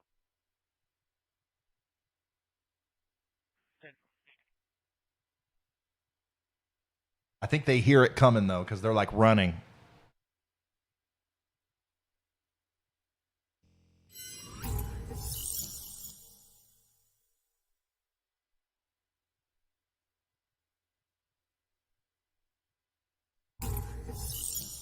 Medic 44 en route to Bergen. 2 patients, code 2. Wow, jaywalking. Yeah. Yeah. Okay, so we got not a new tornado warning, but 1 tornado warning left right now. Okay, so we just had like 14 tornado warnings just literally a couple minutes ago, it feels like. Now we're down to 1 for Hancock County in Iowa. All right? So don't think that this means that the line is weakening, because it's not. We're going to cycle in and out of these tornadic states for the rest of the evening. But as of right now, we might be able to take just a tiny little bit of a breather while we only have 1 tornado warning in effect. It is important to remember that this now is the most dangerous portion of the storm. To the north of Des Moines, between Iowa Falls and Des Moines, this is just as dangerous as a tornado. Okay, so it don't matter that there's a tornado warning or not, because if you are in Ziering, Hubbard, Union, Clemens, Marshalltown, all these places, you're getting ready to get hit by an insane amount of straight line damaging winds.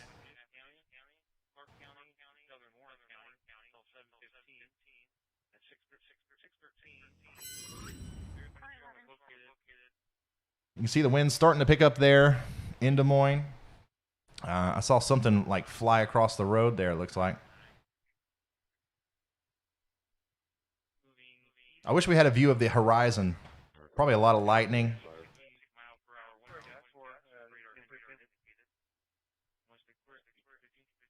Yeah, we can check on Kansas City. Engine 53, we're on location. First of all, there's still no tornado warning. Okay, so that supercell storm on the southern side of the city still is not producing a tornado, as far as we know right now. But I am going to go inspect it, because I did find it curious earlier.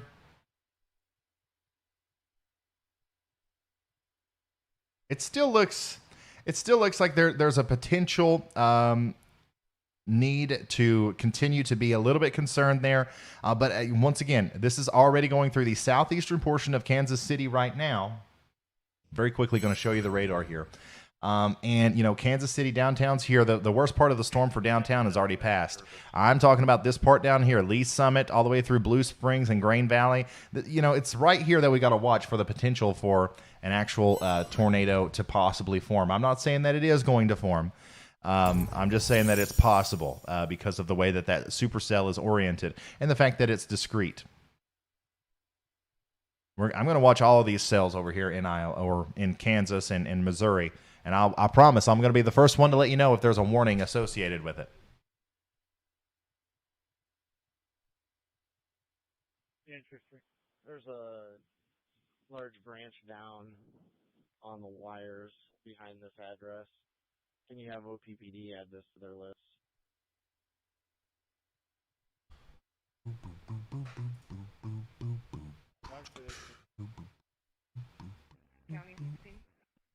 10-450. I've dropped them both off.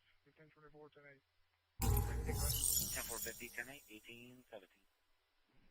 The road's clear at my location. I'll be in service. Just trying to pull up some more emergency services. Just to try to get a little bit of a better idea as to if we're getting any damage out there in the, especially on the northern side of the metro. So if you hear that stuff, I'm sorry, I have to listen to it. Engine 77. Smoke in the area. 4837 South 236th Circle. Time out. 1817. Please show me out at the new federal courthouse with an open door. I'll advise. Clear. 1817.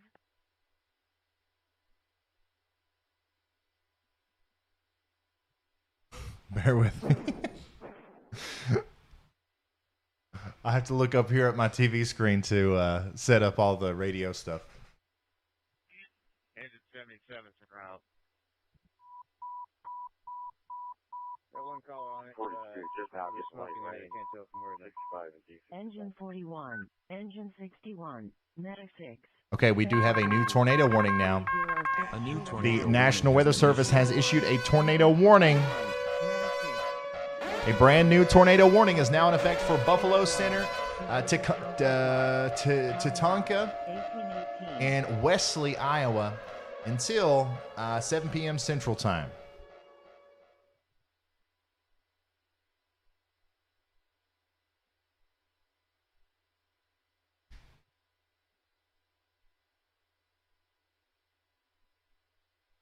Thank you, Kelly. I appreciate it. Oh boy. I just want to, I keep waiting for a moment for things to slow down so I can show you guys some pictures and videos that I've been receiving. But things just don't look like they're going to be slowing down anytime soon. Once again, a radar indicated tornado there for Buffalo Center, Sexton, Wesley, Woodin. Again, they could still not advise an ETA 4118. for their back in service. We are having public works respond with barricades. I don't. 8-10-8. 18-19. I'm going to show you that on the radar. 18-19. Oops. Crap. All right. So this is that tornado warning that was just issued that includes Wesley, Tatanka, Buffalo Center, all the way up to Rake. This is the one we got to watch for, once again, another really suspicious area of rotation there that's likely causing a tornado.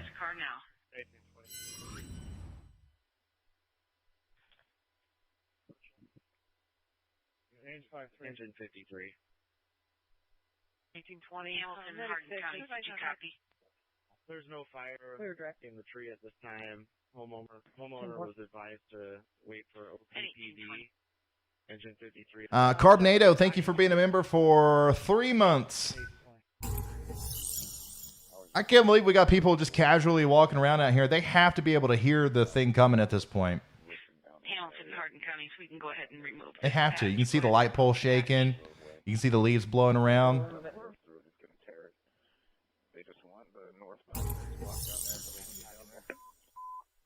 Already on location.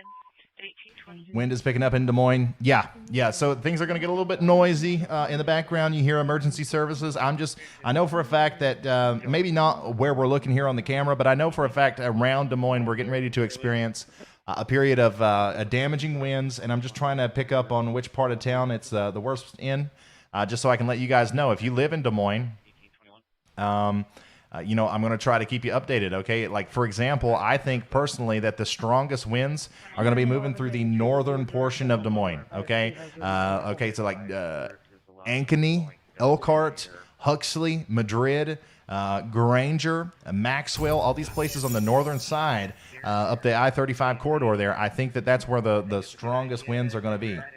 Now, on the southern side, they're still going to be pretty strong, but I don't think they're going to be, incredibly strong. And, so significant that we got to worry about it, Still going to be damaged, but as long as you are in your house,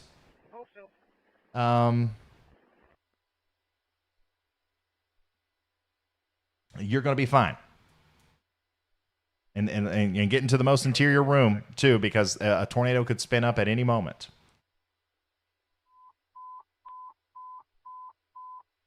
Engine 63, smoke in the area, 2121 to West 2 Road. Engine 63, smoke in the area. When is the storm weakening? I'm so tired. We should start to see the storm weaken pretty significantly around 10 p.m. to midnight. 10-4, I do have her. You are no longer needed, and thank you. Absolutely, anytime. Hello from Clinton, Iowa. Thank you for doing this. No problem at all. I sincerely enjoy doing this. I have no problem doing this. I'm just glad you guys find it useful. Wow. I can't wait until you guys get to see some of this stuff, like some of this video that's coming out of Iowa here. I'm still looking for that guy. I just made it to the 43. I'm going to turn back around.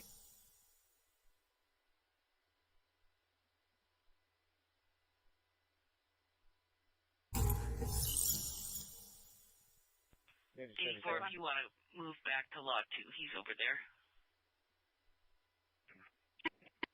I'm going to that report 1141 North Broadway Street at Super Saver. Caller is requesting immediate customer service for an EBT card that was stolen. They need to make a report, and there's evidence on video that's ready for pickup. 1141 North Broadway Street, Super Saver, District 1. There as well. I'm clear. 23. Just browsing, finding some more stuff to share. If you guys follow me on Twitter, you're already seeing this stuff, okay? So if you want to get a preview of what I'm getting ready to show here, right here in a second, go over to Twitter at Ryan Hall, y'all, and follow me there. Yeah, I'll show you the radar. This is what it looks like. It's getting ready to get into the downtown Des Moines area. This command's going to be terminated. There is a wire hanging down. We've marked it with cones. And Kirkwood is Tell you what, I'm going to put between Lynn and Catherine with cones as well. If you can just secondary roads continue to I'm going to put Des Moines above my head. I-35 southbound. Yeah, there we go. At 135th Avenue and West Central Road. One of them Engine is rolled. 6, smoke in the area. At 135th Avenue and West Central Road. Timeout. 1824. And they are blocking the interstate. Guys, this is definitely the most active stream I have ever had, as far as like getting the super chats and the members and stuff. And I really do appreciate you all so much. But I do let me know if the alert is too loud. I want you guys to have recognition. I want your name to show up on the thing, but I can turn the sound down if need be. Seriously, thank you so much for all the support. I can't thank you enough. Go ahead, Warren County. Go ahead, Firecar 2. Taking a couple calls of the three semi-P unknown 65 If you southbound. need that Numerous reports of strong winds, 70 to 80 mile an hour, and tornadoes continue to come in with the line as it marches to the east, moving at 80 miles an hour. Engine 24. Still along 1615 Military Avenue. Timeout. 1824. Will the winds be less strong once the storm passes, or will they be high and dangerous? So, if you're in Des Moines, for example, the winds are going to be really strong here over the next little bit. You're going to get a big burst of wind. You might experience some damage. Okay. And then after that, the winds are going to calm down a little bit, but there will be intermittent periods of wind gusts around 50 to 60, maybe even 70 miles an hour, even outside of the thunderstorms, okay? But I definitely do think that your best chance of seeing those damaging winds is going to be right here in the next little bit, if you're in Des Moines. Potentially up to 70 to 75 mile an hour winds with this as it moves up the eastern part of Polk County and as well as Warren, Marion, Jasper, and all the way east towards Powder Sheet County and the western part of Mahaska. Train 92 headed that way. Also further south, this line is continuing to move east as well, seeing portions of Lake Wayne and Lucas County. further north up towards the Kings area. That's just moving. A lot of people are asking about Cedar Rapids, Iowa. A lot of people are asking about places out to the east of where we're looking at here. We are going to get to that very shortly. Okay. We're gonna take a look at everybody. All right, everybody that's out there. We're gonna take a look at you, and we're gonna see what's gonna happen next.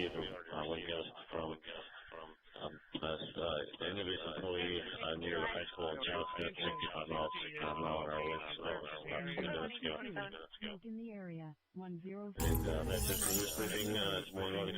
I live in Indiana, Northwest Ohio. The news is telling us to brace. More than likely, what they're talking about is the likelihood that you're going to see some pretty intense winds outside of thunderstorms. I don't think that this line of severe thunderstorms is going to come through your area, but I do think that everybody in the Great Lakes region is going to see some really intense winds. 1981, 1124. 81, 1124. All right, so the storm is approaching Des Moines. I think that this part of the city that we're looking at here is on the southeastern side, and it's kind of like riding like that. The storm is kind of slanted like this. So the camera's here. The storm's been going like this. It's taken it a little while longer to get there, but you can see some of the wind is whipping around out there. You can see the rain flying by. I do believe that this is not the main front of the storm.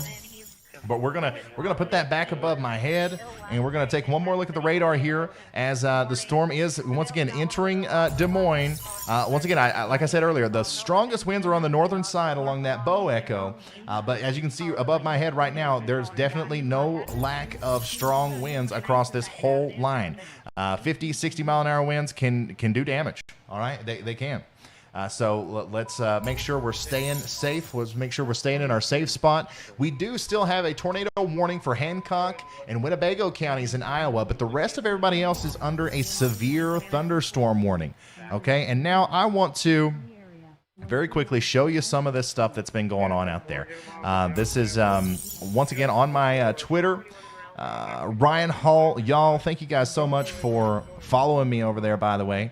We've got 31,000 followers. Let's take a look at some of these videos that you guys have been sending me. Really do appreciate all of that. Here is Joshua. He's given us a perspective of what it was like from his point of view as he intercepted the storms there. It's a short video, but you can see the ominous cloud off to his west or off to the left there, and some of those strong winds whipping across the the road in front of him. Here we go. This is in Elkhart, Kansas. All right, a major dust storm with near zero visibility in Elkhart, Kansas. This was more than likely associated with that gust front ahead of the main storm.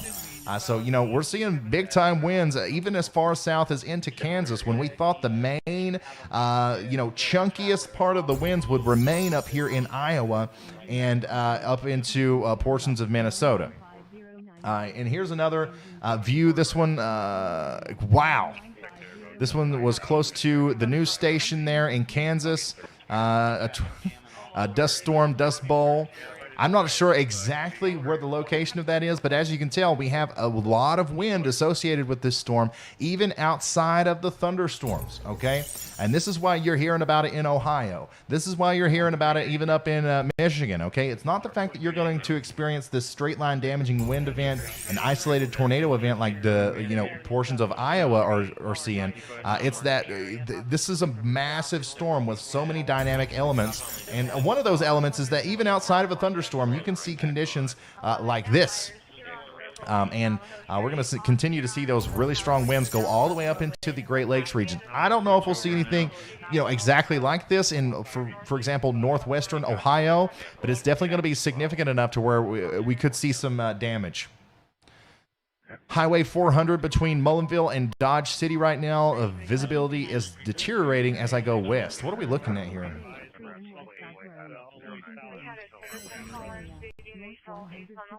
Kansas.com. Wow.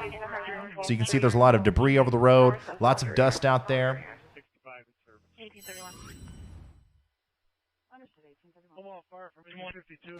This is what it looked like around Omaha, Nebraska as the storms whipped by. tornadic development in that area. But we are getting reports of.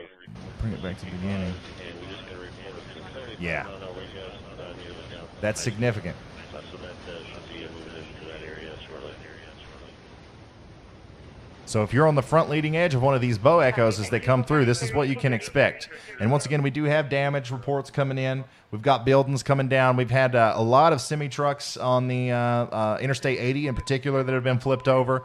And I do think that this is going to continue as we go into the night. Is Kentucky okay tonight? Yes, Kentucky is okay tonight. That was just a couple minutes ago. From engine 52. Engine 52. Clear. 1832. Part of Ames in Iowa is losing power. I believe it. That's where some of the strongest wind gusts are occurring. North of Des Moines.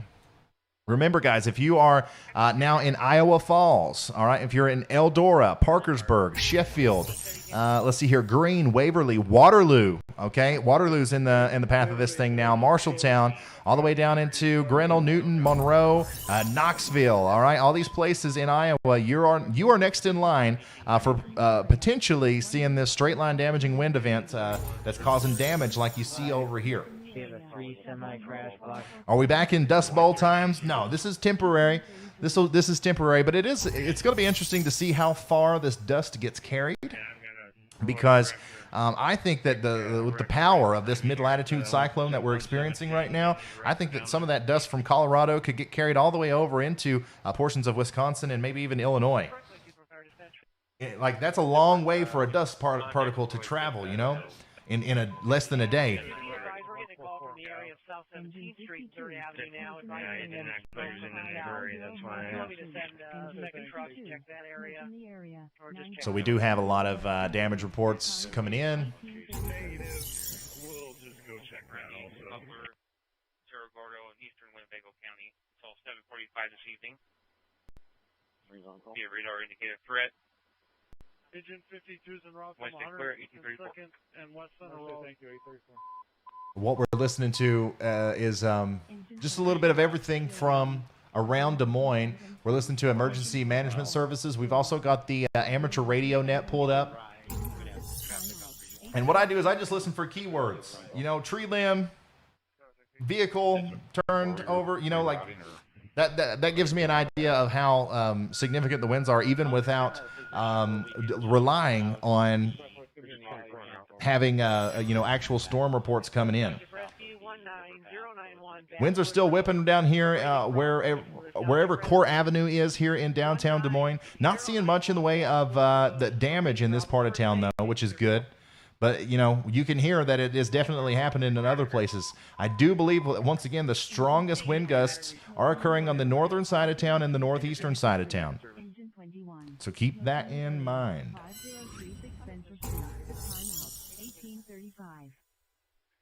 County 19. Engine 30.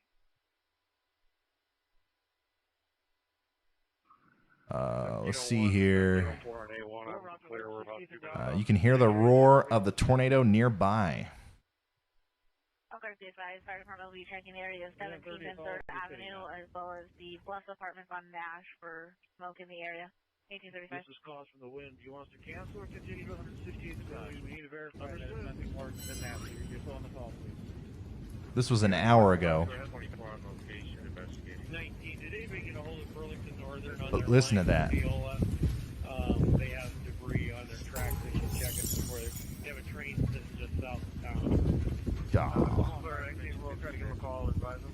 1836. So what you're hearing there, I don't know if it's actually a tornado, is what this guy is hearing. But what you're hearing is just the roar of that wall of wind as it approaches. Incredible stuff. Thank you guys for sending me all this stuff on Twitter. At Ryan Hall, y'all, on Twitter, Instagram, Facebook, TikTok, the whole 9 yards. Got the same name everywhere.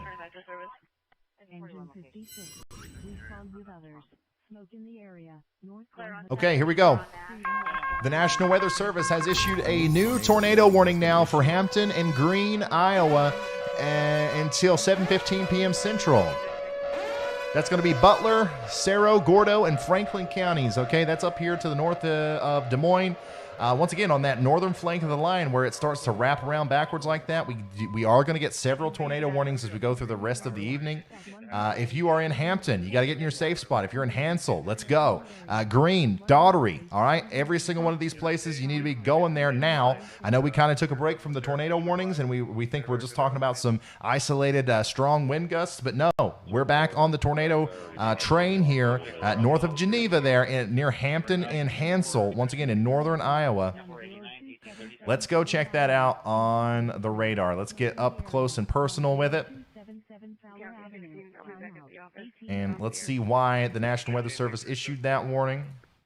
And it does look like there is a little bit of rotation there. Let's see if we can't see that better from a different radar. You can see it a little bit better there, but not much. It doesn't matter, though. There is a little bit of rotation there. Of course, we can tell that. So that means that we're going to pretend like there is certainly a tornado on the ground. Okay, so Hansel, or Hampton, Hansel, all the way up to Airedale. Okay, you got to be getting in that safe spot. Okay, this is a very strong line of storms, and you got to maintain in there until the storm's over. Okay, because what's happening right now, if you're in Hansel, the storm hasn't even got to you yet, but you're already seeing some of those really strong wind gusts. Same thing's happening in Airedale, probably. And you probably think after about 10 minutes of that, you're like, okay, well, it's done, right? Like, I'm done with this. No, the tornado, the circulation part of the storm actually is on the backside.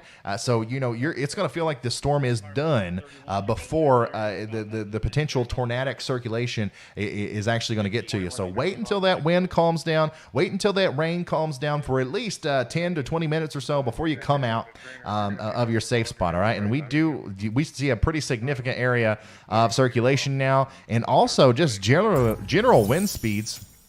Here we are, you know, a couple thousand feet above the surface, 120, 130 miles an hour.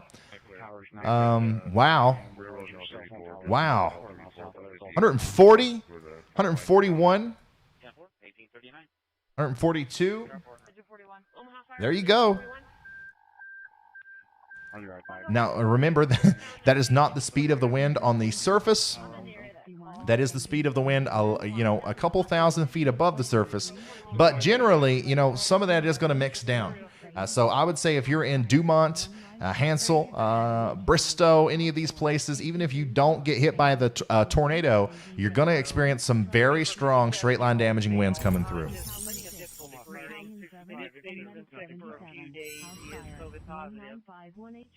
And does have a pacemaker.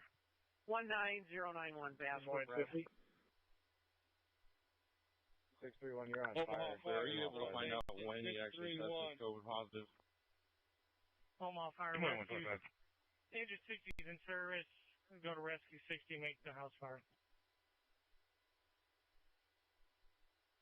Those winds absolutely can come to the surface. Yes, you are not wrong about that. And they likely will. They likely not 140 miles an hour necessarily, but you know, I'm really not going to be surprised if we start seeing wind gusts in the 100-mile-an-hour range. Okay. This is a one semi crash now. No injuries. Southbound lanes are still blocked.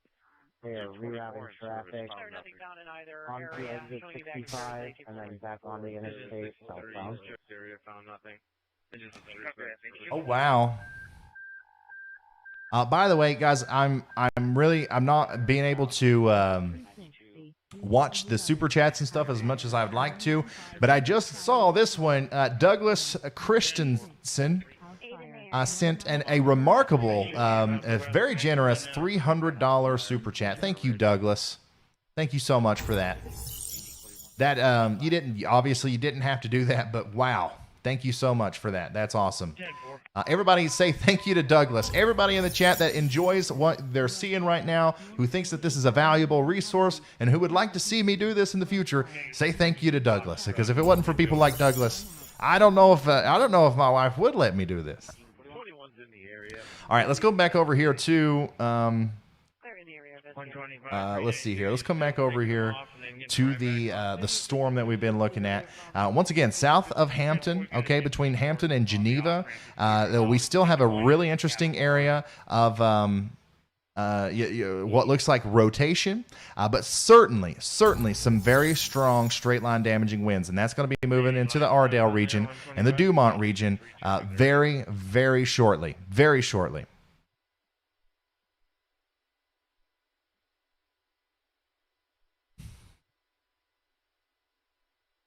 125, is it loaded with live cattle? Omaha Fire from Engine 77. Do you want us to make that house fire Shadow Ridge? All right, let's take a broad view. Let's zoom out. And let's look at everything here. Because I know we got a lot of people who are itching. They're itching to know, what's going to happen in Maine. Well, we're not going to go all the way to Maine, okay? We are going to look a little bit down the road here, though. Okay, Rochester, you are under a tornado watch, okay? By the way, if I zoom out here, you see this big pink box? And then you see this pink box. Those are both tornado watches that are still in effect. Rochester, you are still under a tornado watch. And you got this area of tornadic thunderstorms that is going to try to graze the southern portion of Rochester. If you're north of Rochester, I think that for the most part, I think that you've dodged a bullet here. I really do. Now, I could be wrong. That could change as this low-pressure system starts to reorient this northern part of the line of storms. It may take it up this way a little bit further. But as of right now, if this continues a mostly east trajectory, I think that we're okay in Rochester and points north. But don't go to sleep. It's not time to go to sleep just yet. Let's stay up a little while longer, and let's wait and see what happens. Okay, we still got an hour or so before it gets to Rochester, and I'll tell you when it's time to go to sleep. Okay. Now, up here in the rest of Minnesota, let's see here, Madison, for example. Madison or Marshall, Morgan, Dawson, Wilmar, Alexandria, Little Falls, St. Cloud, all of these places up here in Minnesota, you can go to sleep. All right, go on to bed. But maybe stay up if you want to witness some snow, because it is going to snow later on tonight. But I don't think you got a tornado risk down there. I would not go to bed just yet if you are in northeastern Iowa, if you're in Cedar Rapids, if you're in Iowa City, if you're in Grinnell, if you're in Davenport, okay? Also, all the way down here into the Kirksville, Moberly, and Quincy area in Illinois and northeastern Missouri, we still got a while, okay? We still got to watch this very closely, and we still got to see exactly what's going to happen with this line of storms as it comes through. But the most significant portion of the storm is definitely this most northern part, northeastern Iowa. You guys are the ones that really need to, stay here with me and stay awake. And then everybody outside of that, you're really okay. All right. Northern portions of Oklahoma, you're under a severe thunderstorm watch. A lot of Missouri is under a severe thunderstorm watch. You're going to get this very strong line of storms coming through.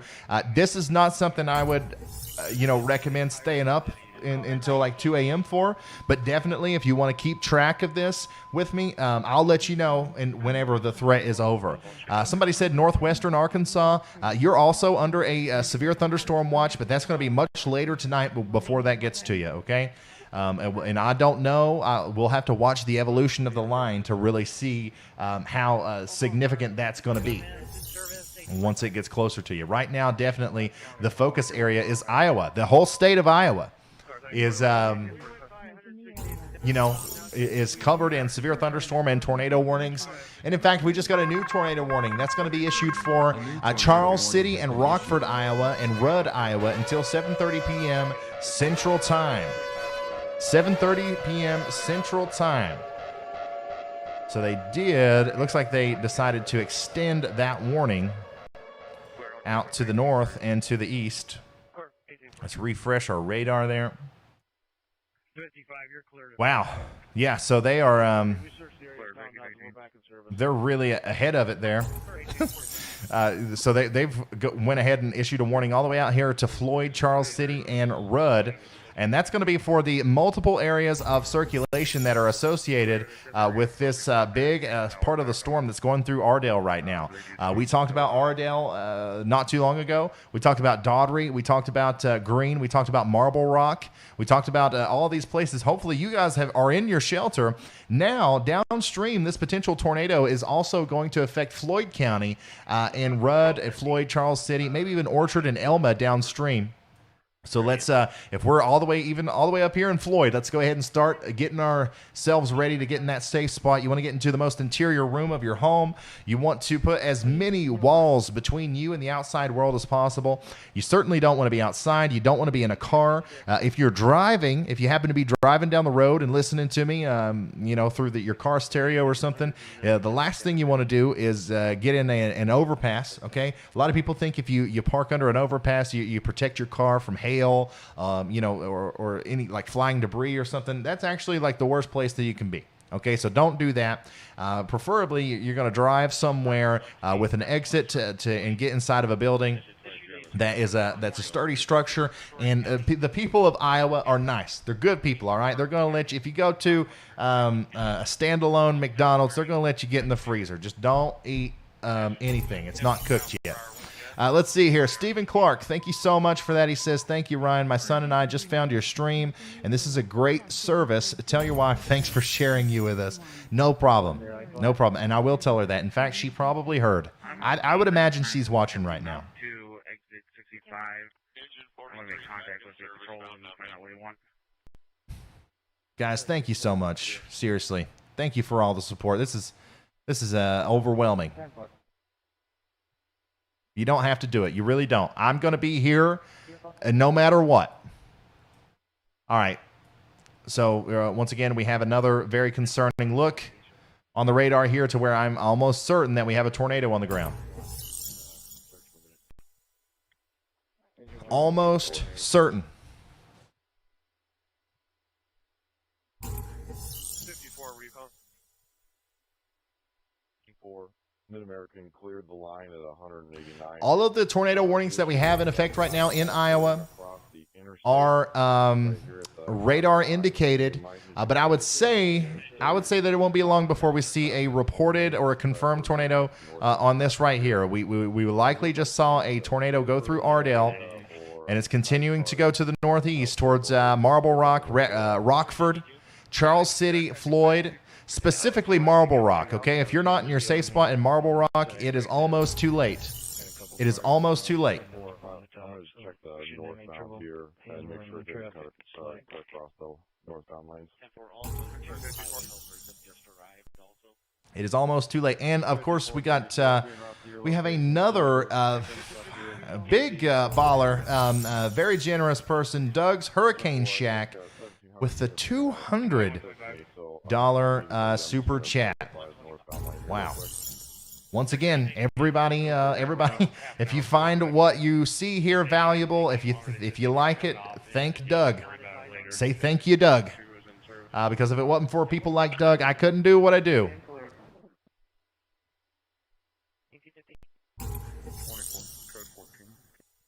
Wow. Thank you, guys. Seriously. Hopefully everybody in Marble Rock is down in their basement or in a storm cellar or in the most interior room of your home, because we likely have a very strong storm with a tornado embedded in there getting ready to go through town. 469 is going to be heading that way as well. And he's 23 right now. Engine 33 is on location, searching the area. 93. Come on fire. Yeah, thank you, Doug. Thank you all so much. We're on location of 10277 residents. 2 officers to the west, approximately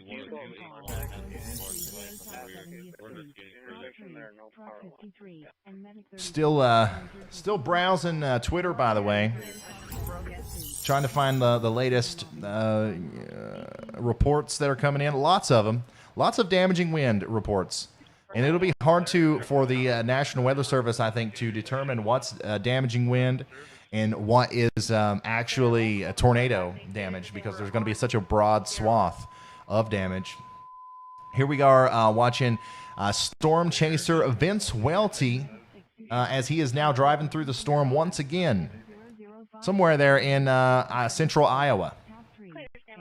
All Things Outdoors says, thank you for all you do, Ryan. I have watched every video, and I'm in Annapolis. Or I've watched every video, any snow in Annapolis anytime soon. We're going to be talking about snow as soon as this tornado stuff is over. Buddy, I'm going to be making the best video ever that some of you guys are really going to like, if you like snow, because I think we got it coming. I think it is absolutely coming. Engine 3, smoke in the area, 2015 South 2nd Street. Engine 3, smoke in the area, 2015. And holy smokes, wow. Guys, you don't seriously stop. You don't have to do this. Novi with the $500 super chat says, you really helped us here in Nebraska. We are massively grateful for your work. I've been watching your videos leading up to this storm, and I have been learning from you. Not quite sure why your wife wouldn't allow you to help other people by applying your powerful skill set unless money was involved, though. Deep gratitude to you and her patience. That was a joke. I was up here doing this long before any money was involved. Okay? That was a joke. My wife is going to let me do this, whether you guys send super chats or not. But I really do. I really do appreciate that, guys. You don't know how much that means to me. That you know, people, you guys think that this is valuable, and I love doing it. So I'm here for the long haul. I really am. Thank you so much. All right, let's take another broad look at everything that's going on. We currently have 3 tornado warnings. Okay, we have 3 tornado warnings. I'm going to go ahead and read those out to you. And if you're just now tuning in, if if somebody shared this with you, or if you saw it on Facebook or something, if you're just now tuning in, if you're in Floyd County in Iowa, you got to be in your safe spot. Okay, go ahead and get into the most interior room of your home. Barricade yourself with as many walls between you and the outside world as possible. Same thing if you're in Butler County. Okay, Cerro, Gordo, Franklin counties. All these places in Iowa, make sure you're getting into your safe spot. Kossuth and Winnebago counties, all of these places, you need to be into your safe spot until at least 7:30 CST. And then after that, I'll give you an update on what to expect after that. And then probably 10 to 15 minutes in Newton area. So 41, thank you, 1854. That's it. One letter clear. One letter clear.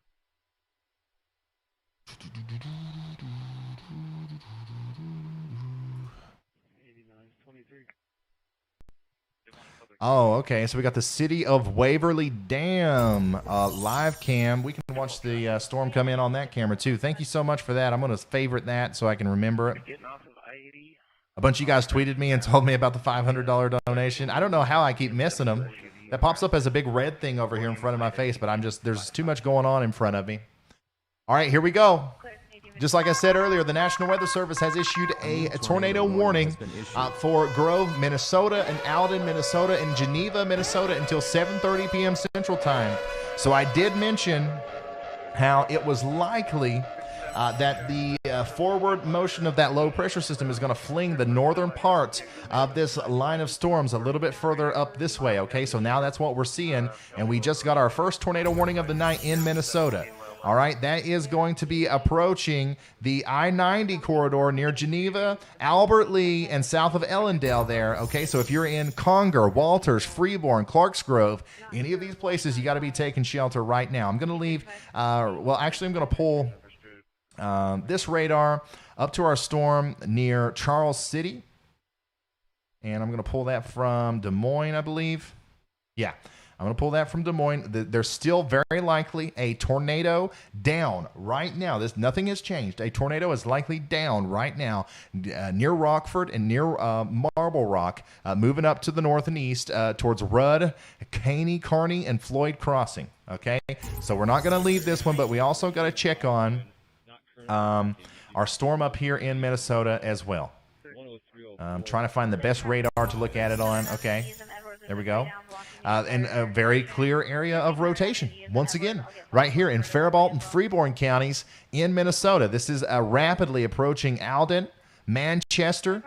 The good news is we do have some storm chasers out here. We got Bradley in front of the storm. We got Aaron J. Jack, professional storm chaser Aaron J. Jack out there that are literally right in front of the storm. So if there is a tornado on the ground, we are going to find out very soon from our storm chasers on the ground, okay? All right. Let's go back and let's watch Vince drive through this storm while I continue to sift through. Holy smokes. Wow. Riveting video coming from Chicago and Midwest storm chasers. This was okay. So I showed you the flipped semi truck earlier. That was Chicago and Midwest storm chasers. I did get confirmation that they did they did help the guy in there. But let me show you this. He got an incredible video of the actual tornado that went through Atlantic, Iowa. Look at that. You see the power flashes on the bottom? That's specifically, if you don't know what a power flash is, that's what we're talking about. When these tornadoes actually cross over power lines and stuff like that. So this is incredible footage. Thank you, to Chicago and Midwest storm chasers. I just retweeted this on Twitter, okay? There are 28,000 people watching right now.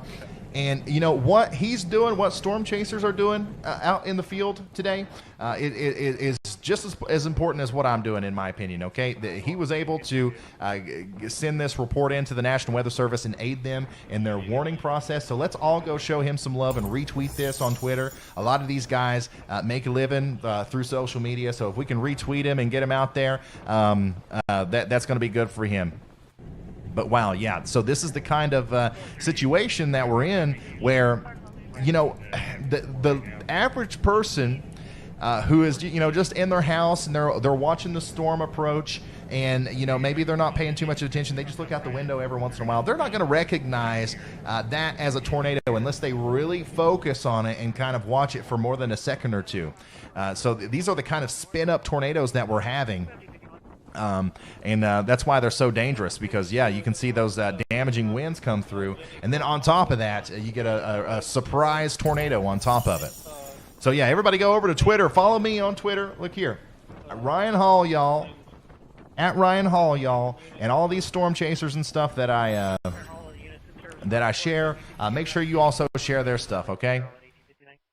Just retweet it. Follow them if you want to. It don't matter to me. All right, let's go back to the radar. Home health care is the patient. It doesn't appear that anybody's home. And wow, we have more super chats to report on. We've got Prep and Pray with the massive, incredible $200 super chat. Says, thanks from Rochester, Minnesota, for all of the great job you do. Thank you, Prep. You really don't have to do this. Let's see here. Willie, thank you for the 20. Says, thanks for the great stuff. Thank you. Chelsea Dixon says, with 50, by the way, says, we're in Cedar Rapids and we haven't recovered from the last derecho. Thank you for this coverage. Absolutely no problem. I remember all too well the last derecho that Iowa received, and I completely understand where you're coming from. Hopefully you did watch the video earlier today that I made earlier today. Hopefully that gave you some sense of relief in my thoughts on today's setup. I don't think it's going to be a repeat of that derecho, but it's still a dangerous setup, and that's why I'm here to let you guys know what's coming and where it's going and all that stuff. 41, go ahead. Once again, this is kind of a little bit of outdated data, but we do have what I believe is still a tornado possibly down here south of Rockford in Iowa. Okay, so I want you guys to still be in your safe spot in Charles City and Floyd and Rudd. Now, you can come out in Sheffield and Ardell and Hampton, but the winds are still going to be pretty daggone intense down there. In fact, right here near Hampton, we got a 64-mile-an-hour wind gust reported from a personal weather station. Claire, 41 was checking if you heard. We got quarter-size hail reported at Highway 3 and Interstate 35. We should be good with just what we have right now. And then just in Des Moines, we got a 60-mile-an-hour wind gust. Remember, on the northern side there, NWS employee indicated a 65-mile-an-hour wind gust down there in Des Moines, 60-mile-an-hour wind gust in Polk County.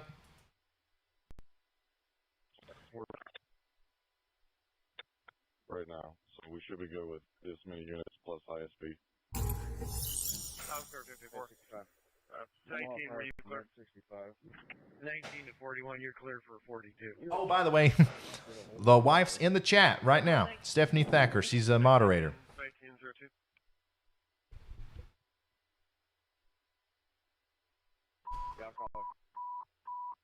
1902. Tornado warning is going to continue for Charles City, Iowa, and Rockford, Iowa until 7:30 p.m. Central Time. We got a warning for Faribault, Freeborn, and Floyd counties. All right, all of these places need to be remaining in their safe spot, okay? Now, this tornadic area of thunderstorms is approaching Rochester, okay? My original assumption that maybe this line of storms was going to continue to move east rather than northeast. Unfortunately, I was just hoping for the best there. It does look like the rotational part of this storm is going to go through Rochester at some point. Now, I'm not saying that there's going to be a tornado in Rochester, but I am saying that don't go to sleep yet, okay? I don't know who goes to sleep at 7, but if you do, don't stay up a little bit later tonight, and we'll get through this, okay? It's just going to be a couple hours before it completely clears the area. Thank you, Tina. Thank you so much for that. Wildfire in Kansas. Yeah. So we have a huge problem also developing on the backside of this storm. And I talked about this today in the video as well, with wildfires occurring on the backside of this storm in Kansas. I'm going to show you what this looks like right now. Give me just a second. So here's a satellite view. Numerous wildfires are exploding across Kansas. One appears to be quite large, having grown at an alarming rate. Look at this. This is what's happening out there. This cooler, dry wind is blowing at hurricane force across the plains of Kansas. And as those storms first came through, maybe we had a couple lightning strikes or something, and now we're seeing those fires spread. Okay, so I think that this is going to be a problem that we continue to see through the majority of the night on the backside of the storm. So not only do we have to worry about straight line damaging winds, tornadoes, the whole 9 yards, now we have a developing situation where we have wildfires, and large ones at that, on the backside. That just shows you how powerful this storm is. I've been saying it for days. This is not a normal storm. You don't see a mid-latitude cyclone present like this in December. 10-12-107. And it's important to note, too, that it's December. This might end up being, I'm not sure, but this might end up being one of the biggest and, most widespread wildfire outbreaks in Kansas's history. And it's December. What an odd time we're in. Go there and just stand by. I'll have them respond to you here momentarily. 10-4. Okay, so here's a look.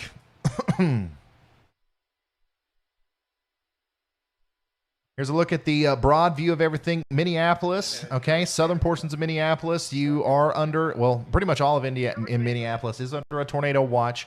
We'll see if the northern edge of this storm system can't graze the southern part of the city and bring some winds and possibly tornadic activity that way. We'll know here in just a little bit. Rochester, you're under the gun. You're under the gun as some of the strongest storms are actually going to be moving towards you in the next little bit. If you're anywhere between Austin, Rochester, Rushford, in the I-90 corridor of southeastern Minnesota, now's the time to start, really paying attention to the warnings and stuff as they come in, because things are only going to get more serious from here. We have the front edge of our bow echo that's been causing all of the storm damage that goes from Charles City all the way down to Waterloo. Okay, Waterloo, you're going to be getting in on some of those 60 to 70 mile an hour wind gusts in the next little bit. Cedar Rapids. It's too early for me to say for sure, but I don't know. I don't know if maybe you've dodged a bullet here or not, because you got a really strong area of the storms down here and you have a really strong area of the storms up here. You might end up to where, you get some reverse anticyclonic flow over here that kind of disrupts the convection, and maybe you don't get as strong of winds over here in Cedar Rapids and Iowa City if this continues to move in this direction. But we can't, just like earlier when I was hoping for the best for Rochester, we can't just go based off of my hopes. All right, let's go ahead and start getting ready for potentially a very strong damaging storm with embedded tornadoes that are just getting ready to come through in the next 1 to 2 hours. This line of storms is extending all the way down to just east of Kansas City. We've got severe thunderstorm warnings for Kirksville, Macon, Brunswick, Moberly, Marshall, Sedalia, Clinton, Nevada, Pittsburgh, way all the way down here into southeastern portions of Kansas and northeastern portions of Oklahoma. Even Joplin and southwestern Missouri may very soon experience some severe weather from this system. What a widespread, weird-looking system. And yes, it does look exactly like the HRRR showed, and I am very shocked by that fact. Very shocked. County 54. Did you say you're going to unpatch A6? Unless you need me to leave it. We're in another radar hole here, unfortunately. Just leave it for right now because... just trying to find the best angle of approach to track these storms. I don't see very much rotation anymore up here with this storm. So the one that is approaching Clarks Grove, Bath, and Geneva, and Freeborn, this is definitely going to be a very strong storm, damaging winds. Stay in your safe spot. But the good news is I don't see a very strong couplet that looks like there's a big storm, that's producing a tornado at this very moment. Same thing down here near Charles City, but I can't see that one as well because we are in a radar hole. And it's unbelievable. I think we've been maintaining somewhere between 3,000 and 5,000 viewers on TikTok, too. Unbelievable. Thank you, guys. There does look like there's a little bit of rotation there north of Floyd and Charles City, so stay in your safe spots all the way up into Elma, Orchard, Alta Vista. Let's stay sheltered.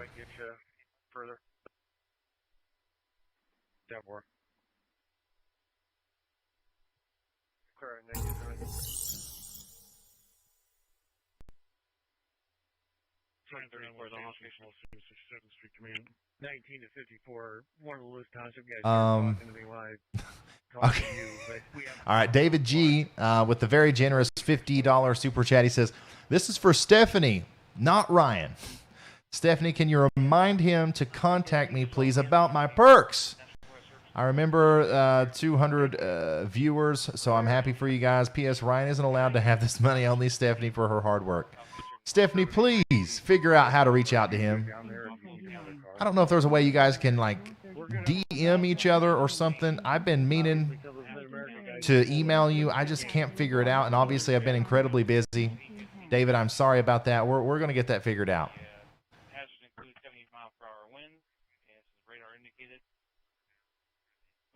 On that hill. County 32. Thank you for that, though. I appreciate it. And, well, Steph appreciates it, I'm sure. All right, let's, we're going to get another broad view. And this thing's just chugging along. It's chugging right along. We've got the tornado warning there for areas near Charles City and to the south and west of Blooming Prairie. But the rest of everybody else along this line is under a severe thunderstorm warning with potentially damaging winds coming through in excess of 70 miles an hour.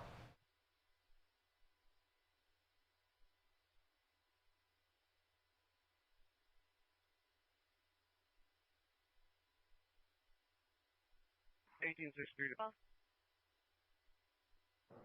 107 from base. This 1050 will be 235 eastbound at the 10.5 mile marker. 7 and an injury accident. 2630 Avenue F is in Frank. The red F-150 jumped the curb, possibly hit a tree. Unknown as a park like that or if it was an accident. Still getting a lot of reports of semi trucks being blown over and stuff. No longer in the area. 2630 Avenue F. That seems to be the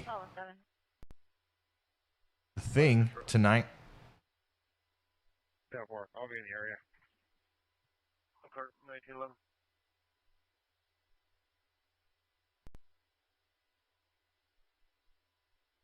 Possible accident within no. 7854 to any ISP troopers that are at the 42. Oh, we also got another video of the a tornado going through Atlantic about an hour ago. Over, you clear? 12 Lake Fun. 67th Street Command. Engine 34, truck 34 will handle. Reported wind gusts so far. The highest official report that we've got for wind associated with these storms is 81 miles an hour. We got an 81 mile an hour wind gust to the west of Des Moines earlier today, which is pretty significant. The vast majority of the wind gusts have been around 60 to 70, with the vast majority of them being around 70 to 75. 5302 Holmes Plaza, timeout, 1912. Yeah, winds are probably picking up pretty fast out in front of the storm as well. If you're in Illinois. Blocking over a hill and all that traffic was stopping on top of a hill. 10-4, you can let all southbound traffic through. We have the southbound lanes open. We're just flipping around at the 42 and going northbound to get it out of the roadway. We'll have to block northbound traffic just for a couple minutes. Got it. We've opened it. 30 Avenue F, Frank. Here's that other view of the tornado, by the way. Engine 65. This is another situation where if you want to, please go retweet this.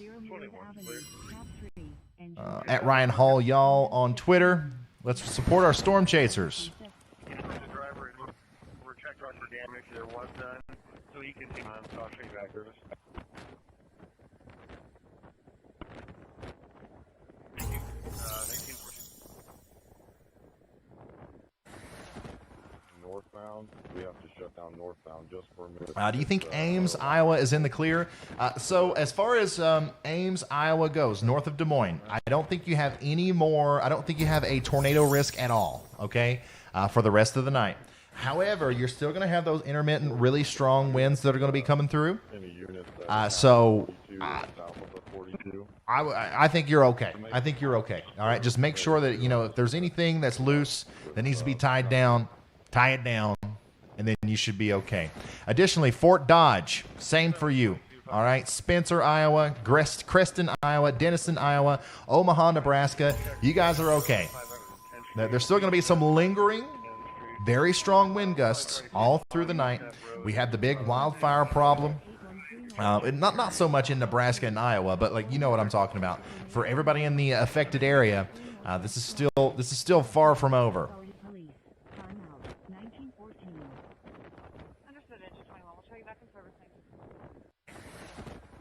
If you guys want, let's do. I've never got to do this. Okay, I'm going to create a poll. Okay, if you guys want, we can take a very quick break from the 9-10 cleared 0. from the live severe weather coverage here to look at the forecast models and see how this storm's going to affect people in the future that are downstream. Maybe if you're in Wisconsin, maybe if you're in Ohio, maybe if you're in Illinois. Okay, so I'm making the poll now. Go ahead and vote on it. If you want to do a brief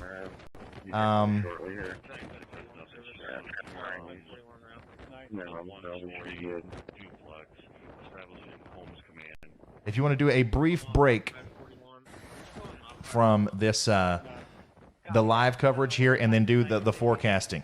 All right. I've never done a poll before, so I don't know if I've done it right or not.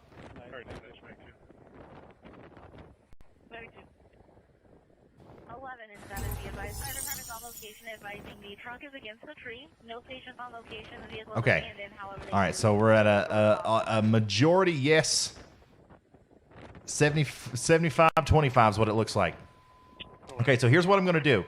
I'm going to, once again, update you on all of the warnings that are currently out. I'm going to update you on the current positioning of all the storms that are currently going through Iowa, and then we're going to do a brief forecasting break. All right, we're going to, looks like we got 3,000 votes, and it's 75-25. So I'm going to do a brief forecast for everybody downstream from this storm so you guys can know what to expect later tonight into tomorrow. But first, let's go ahead and let's continue to show the radar here and talk about what's going on.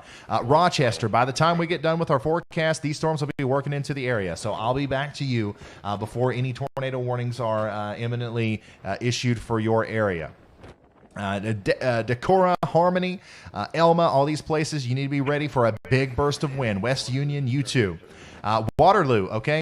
Probably while I'm doing the forecast, we're probably going to see some of these strong winds move into the Waterloo area and the LaPorte City area, okay?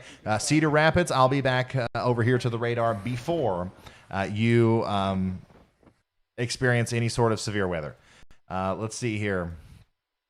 We currently have very strong storms coming towards Ottumwa, and then Brooklyn, and then also Memphis. Okay, Memphis in Missouri, Kirksville, Macon, Moberly, Marshall, all the way down through southeastern portions of Kansas. Okay, that's the current situation. We currently only have one tornado warning in effect. Okay, one tornado warning in effect. There will be more. There will be more tornado warnings, but right now we just have one, and that's going to allow me to take a very quick second to talk to you guys about how this storm is going to affect the rest of everybody else. Because I know that there's a lot of people watching that are from other areas. So let's start talking about that now. All right, so let's go over to the weather models. We are looking at the HRRR model. I'm going to try to see if I can find a better view. There you go. All right, so actually, let's look at the whole central, and then we'll zoom in afterwards. Here we are right now. If you want to keep up with the date and time, it's always listed above my head there. Here's what the radar looks like right now. Around 8 p.m., right? We got this massive, or actually not this massive, but this really compact mid-latitude cyclone that's bringing in all that air this way, all that wind, and then our big storms on this side. These are going to continue to progress to the north and east. Okay, so we're going to see them pass Rochester by 9 p.m. We're going to see them start working into the eastern Iowa area around 10 p.m. That's right there near Davenport, or should I say the east of the Cedar Rapids area, the Clinton area, the Davenport area, all the way up into the Eau Claire area of Wisconsin, okay? And it's around this time. It's around 10 p.m. This is Eastern time, by the way, okay? I'm in Eastern time, so that's how the model records the time. After we get past 10 p.m., I think the storms are going to start drastically weakening. Okay, and that's also, I think, what the HRRR is going to show. So you can see how there's a very quick downgrading of the reflectivity there as we go into 11 p.m. and then midnight and then 1 a.m. It really just falls apart as we go later on into the day. So western Wisconsin from Eau Claire points to the west. All right, I do think that you guys are going to have some severe weather. But Madison, I don't see a lot of a threat there, and anywhere to the north and east of Eau Claire, I don't see a lot of a threat there, other than the winds, okay? So here's the thing. I want to show you guys the surface wind gusts as well. Here's the surface wind gusts. We still are going to have up to hurricane force wind gusts, whether or not you have a big line of storms coming through or not. So as you get into central Wisconsin, Madison included, Green Bay included in Wisconsin, you're still going to see winds around 50 to 60, maybe 70 miles an hour as this big storm front comes through. And that's going to extend all the way up into the UP of Michigan and, of course, into the Oven of Michigan as we go later on into the night and the early morning hours tomorrow, all right? We are going to see some pretty good wind gusts here in Illinois and Indiana as well, northwest Ohio, 40, 50 mile an hour. But, you know, the real strong stuff I think is going to be maintained up here in the Great Lakes region through Wisconsin and then, of course, right around the Lake Michigan area. So that's the main deal as far as looking downstream and what's going to happen here. We've always known since much earlier today that the greatest threat was going to be right in here, and that's where it's happening. So everybody else is really going to be okay. I am kind of concerned. If we go over here to the east just a little bit, I am kind of concerned about this, though. All right, so whenever we go even further into the future, you're going to notice how this cold front extends a line of storms from Kentucky and Ohio and West Virginia all the way down into Arkansas. And that does include the area that was devastated by the tornadoes the other day. What's going to happen with this boundary, this cold front, is it's going to stall out here, and we are just going to see a continuous amount of rain and thunderstorms kind of go over the same areas over and over again. Okay, and I do think we're going to have some flash flooding problems from Arkansas into West Tennessee, into Kentucky, and then maybe even in pretty much the entire upper Mississippi Valley and Ohio River valleys. So, yeah, or the mid-Mississippi Valley, my bad. So, yeah, that's pretty much it. That's all I can show you right now. Hopefully that answered your questions.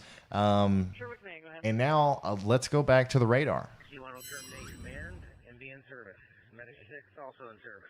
Oops. We currently have no tornado warnings out right now. Let's get a round of applause. Let's get a round of applause in the chat. Let's get some claps going on. Let's get some applause over here on TikTok. For the first time in over 5 hours, 107, go ahead. we have no tornado warnings currently. I don't know how long that's going to last, but I'm going to enjoy it while I can. Certainly, this isn't over, okay? We still have a lot of severe thunderstorm warnings out there. We still have a lot of damaging wind events going on out there, but thankfully, as of right now, we have no tornado warnings. 107, thank you. Oh. 923. What a 5-hour stretch. Certainly doesn't mean we're going to let our guards down. Certainly doesn't mean I'm going to end the stream. But it does mean that I am going to take a little breath here.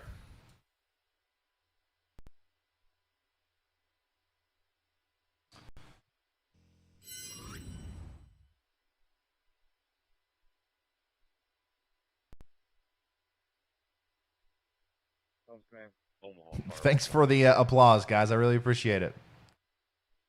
Crews investigated, not finding it over, but the homeowner would still like MUD to continue in just to check.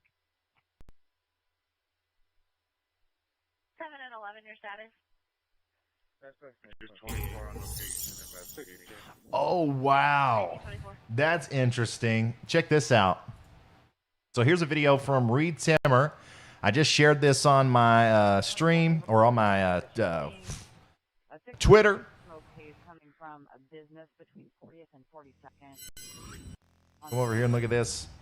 So we were just watching Reed Timmer in a tornadic thunderstorm, really close to a tornado. And now he's in generally the same area, and now he's in snow, a snow squall. Now a potent snow squall has moved into Norfolk, Nebraska. Just a few hours after tornado warnings. We were just looking at Norfolk, Nebraska.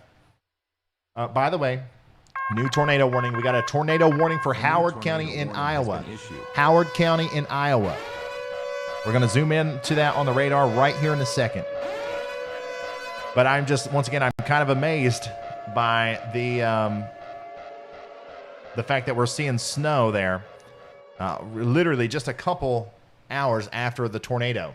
And guys, this is an observed tornado warning. So here we go. We're going to use the power of Twitter once again to get this information out to as many people as possible. We still got 23,000 of you hanging around.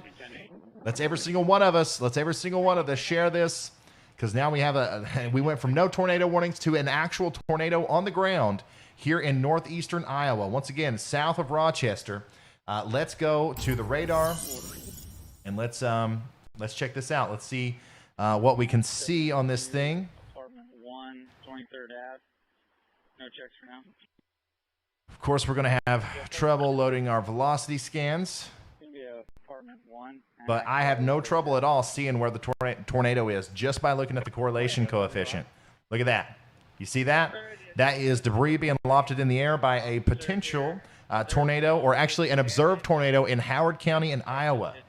Okay, so Cresco, you're next in line. Let me see if I can get a better view on this. On this app, Radar Omega. 104107. Right there, south and east of Cresco, and Maple Leaf. That's where we've got the potential tornado on the ground right now. So that's once again Iowa. Howard County in Iowa. A reported observed tornado is going through Maple Leaf right now, I do believe. Okay, so I did, once again, I retweeted that graphical information.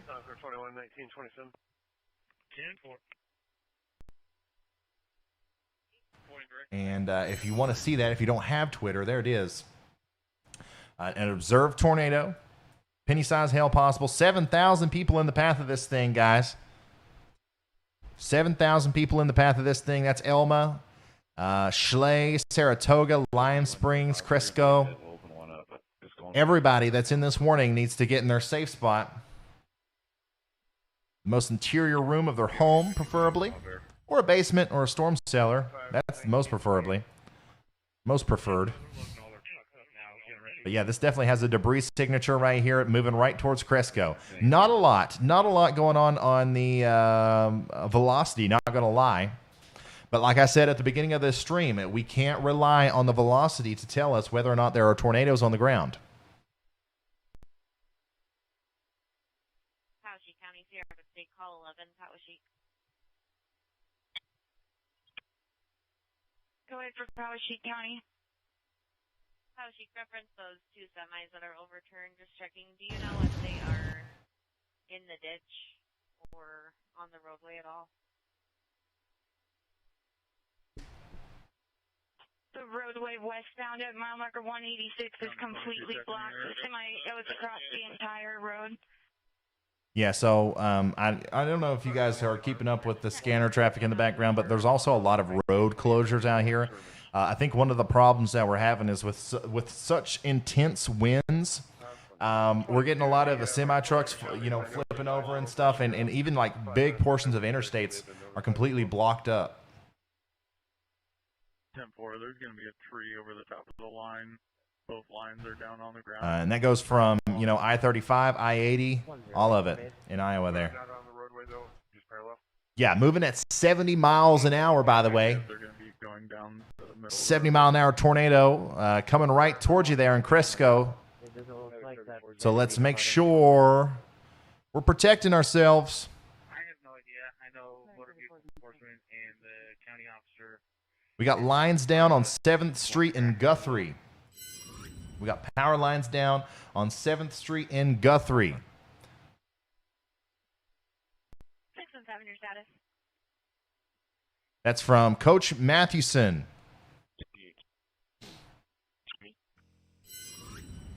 Royce has that semi now. Roadway is back open. 1024 tonight.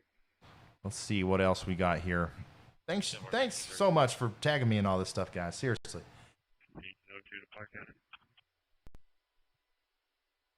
We're a great team. You notify Mid-America there's a really fire line. The roadway should be back open if you guys want to reopen the interstate. West of the 12515. So earlier, they got a report in Bagley. Remember, we were watching the storm in Bagley. We've got flattened homes in Bayard and campers flipped in Bagley.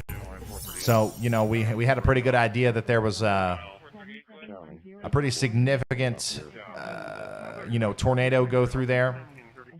And now we've got, another thing is like a lot of these, in situations like this where you have a giant sweeping line of storms with damaging winds, you're going to get a lot of power outages. You're going to get a lot of lack of communication. So it might take a while to get some of these reports to you.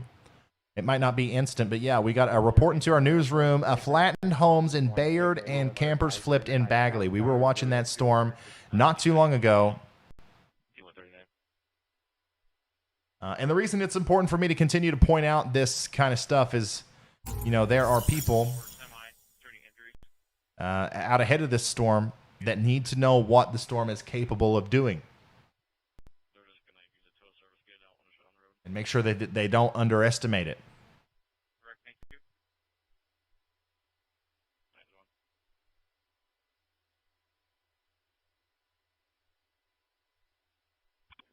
Code 7. 1931. We got another captivating some footage. There's also footage is now coming in of these tornadoes as they came through. Here's one outside of Boone, Iowa, around 5:49 p.m. about 2 hours ago. Look at the intense lightning with that. You can see how this situation is really dangerous. And the reason why I was telling everybody on the front edge of these storms as they were coming in to just expect that, this is just a giant tornado coming in, because here you have this giant wall of wind, rain, and lightning coming at you, and anywhere on the front side of that you can get tornadoes, and they look like this. You're really not gonna see them coming. All right. This is not a massive wedge. This ain't a big stovepipe. This is just an addition on top of the 80-mile-an-hour winds that are coming through that can really do damage to your house, flip over cars, semi-trucks, and all that stuff.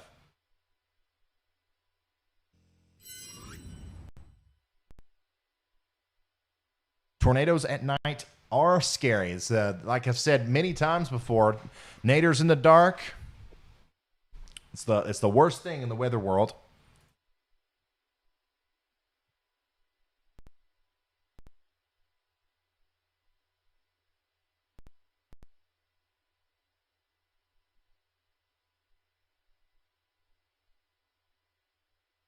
So the National Weather Service in Chicago, is saying that we're closely monitoring the line of storms moving this way from Iowa. If they don't weaken and continue to produce damaging winds into northern Illinois later this evening, then we would issue severe thunderstorm warnings for them, even though